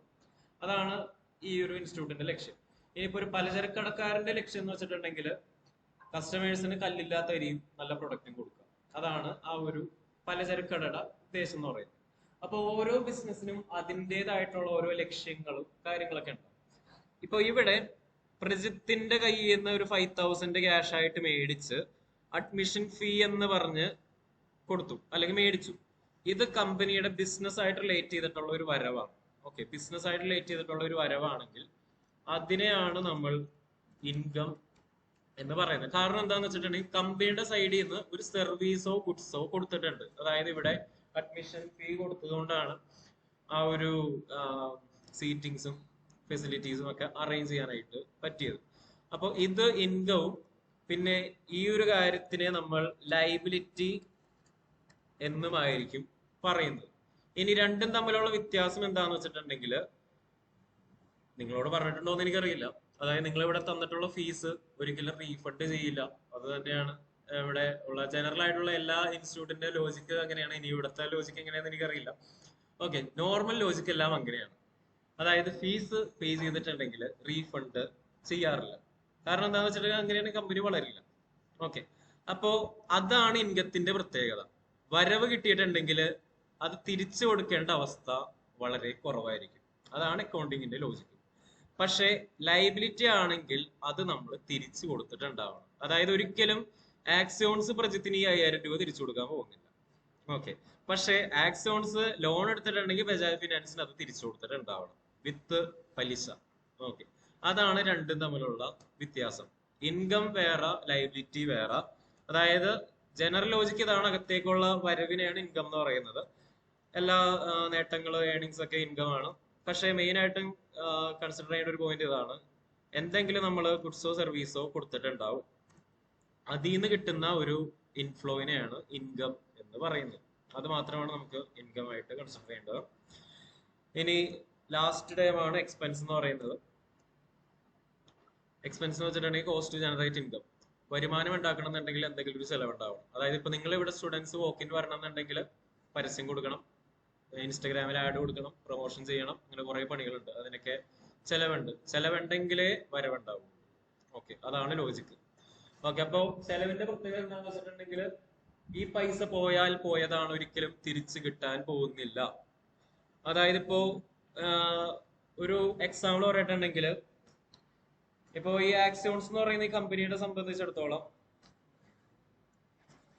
എല്ലാ മാസവും ലാസ്റ്റ് ദിവസം വരെ എന്നെ കാണുമ്പോൾ അവർക്കൊരു സന്തോഷം ഉണ്ടാവും. 1-ാം തീയതി അല്ലെങ്കിൽ ഒരു 5-ാം തീയതിയൊക്കെ എന്നെ കാണുമ്പോൾ അവർക്ക് അത്ര വലിയ സന്തോഷം ഉണ്ടാവില്ല. കാരണം എനിക്ക് സാലറി തരണം. ഓക്കെ, അപ്പോ എനിക്ക് തന്ന സാലറി ഒരിക്കലും ഞാൻ കമ്പനിക്ക് തിരിച്ചു കൊടുക്കില്ല. അത് നിങ്ങളും അങ്ങനെ ആയിരിക്കും. നിങ്ങളൊരു കമ്പനിയിൽ വർക്ക് ചെയ്യാൻ പോവുകയാണെങ്കിൽ നിങ്ങൾക്ക് സാലറി കിട്ടിയിട്ടുണ്ടെങ്കിൽ നിങ്ങൾ അത് തിരിച്ചു കൊടുക്കേണ്ട കാര്യമില്ല. കാരണം നിങ്ങൾ വർക്ക് ചെയ്തിട്ടാണ് നിങ്ങൾക്ക് സാലറി കിട്ടുന്നത്. ഓക്കെ, അപ്പോ ആ ഒരു ലോജിക്കിൽ നോക്കുമ്പോൾ കമ്പനിയുടെ പോയിന്റ് ഓഫ് വ്യൂവില് വരുമാനം ഉണ്ടാക്കാനുള്ള ചെലവുകളാണ്. അതായത് സ്റ്റുഡൻസിന്റെ കയ്യിൽ നിന്ന് ഫീസ് കിട്ടണമെന്നുണ്ടെങ്കിൽ ട്രെയിനിങ് കൊടുക്കണം, ട്രെയിനിങ് ഉണ്ടാകണമെന്നുണ്ടെങ്കിൽ ഒരു ട്രെയിനറിനെ അപ്പോയിന്റ് ചെയ്യണം, ട്രെയിനർക്ക് സാലറി കൊടുക്കണം, അങ്ങനെ കുറച്ച് കാര്യങ്ങൾ. അതിനെയാണ് കോസ്റ്റ് ടു ജനറേറ്റ് ഇൻകം എന്ന് പറയുന്നത്, ചെലവ്. പിന്നെ ഇതേപോലെയുള്ള കറണ്ട്, പിന്നെ ഫെസിലിറ്റീസ്, അതിനെയൊക്കെയാണ് കോസ്റ്റ് ടു ജനറേറ്റ് ഇൻകം എന്ന് പറയുന്നത്. പക്ഷേ ഇതിന്റെയൊക്കെ പ്രത്യേകത എന്താണെന്ന് വെച്ചിട്ടുണ്ടെങ്കിൽ പൈസ പോയാൽ പോയതാണ്. ഇൻവെസ്റ്റ് ചെയ്യുന്ന പേയ്മെന്റ് ഒരിക്കലും തിരിച്ചു കിട്ടാനായിട്ട് പോകുന്നില്ല. അതേസമയം ഇപ്പോ എന്നെ ഇൻവെസ്റ്റ് ചെയ്യുന്ന, അതായത് ഇപ്പോ ഒരു ട്രെയിനർ എന്ന് പറയുന്ന ഒരു വ്യക്തിനെ ഇൻവെസ്റ്റ് ചെയ്യുന്നതിന് പകരം ഒരു റോബോട്ടിനെ ഇൻവെസ്റ്റ് ചെയ്തിട്ടുണ്ടായിരുന്നെങ്കിൽ എല്ലാ ദിവസവും ആ റോബോട്ടിലെ ജസ്റ്റ് ഒന്ന് പ്ലേ ബട്ടൺ അമർത്തിയാൽ മതി, ആ റോബോട്ട് ഒന്ന് ക്ലാസ് എടുത്തിട്ട് പോകും. ഓക്കെ, അതാണ് ശരിക്കും പറഞ്ഞ അസറ്റ് എന്ന് പറയുന്നത്. അതായത് എപ്പോഴും ഒരു ഇൻവെസ്റ്റ്മെന്റ് മാത്രമേ ഉണ്ടാവുള്ളൂ, ഒരു ഇനീഷ്യൽ ഇൻവെസ്റ്റ്മെന്റ് മാത്രമേ ഉണ്ടാവുള്ളൂ. അത് കഴിഞ്ഞിട്ടുണ്ടെങ്കിൽ പിന്നെ അതിൽ നിന്ന് റിട്ടേൺ എപ്പോഴും വന്നുകൊണ്ടിരിക്കും. അതേസമയം ഇപ്പൊ സാലറി ആണെങ്കിൽ എല്ലാ മാസം ഇങ്ങനെ കൊടുത്തുകൊണ്ടിരിക്കേണ്ട വരും. അതാണ് വ്യത്യാസം. ഓക്കെ, ഇനിയിപ്പോ ഇത് എക്സ്പെൻസ് എന്താണ്, ഇൻകം എന്താണെന്ന് നമ്മൾ നാളെ ഒന്നുകൂടി, അതായത് റിയൽ ടൈം കുറച്ച് ഡോക്യുമെന്റ്സ് ഒക്കെ വെച്ചിട്ട് നമുക്കൊന്ന് പറഞ്ഞു പോവാം. തൽക്കാലം നിങ്ങൾ മനസ്സിലാക്കേണ്ട ഇങ്ങനെ കുറച്ച് ടേംസും കാര്യങ്ങളൊക്കെ ഉണ്ട്, വാക്കുകളൊക്കെ ഉണ്ട്. അതിന്റെ ആ ഒരു കൺഫ്യൂഷൻ മാറ്റിയെടുക്കാനായിട്ട് നോക്കാം. പിന്നെ നമ്മൾ കുറച്ച് ട്രാൻസാക്ഷൻ ഒക്കെ പറഞ്ഞാൽ ശരിയായിരിക്കും. ഓക്കെ, അപ്പോൾ ഇന്നിപ്പോ ഇത്രയും കാര്യം ഡിസ്കസ് ചെയ്യുന്നുള്ളൂ. അപ്പൊ ഇന്ന് ആദ്യമായിട്ട് വന്നവരൊന്ന് വെയിറ്റ് ചെയ്യുക, ബാക്കി എല്ലാവരും ലീവ് ചെയ്തു.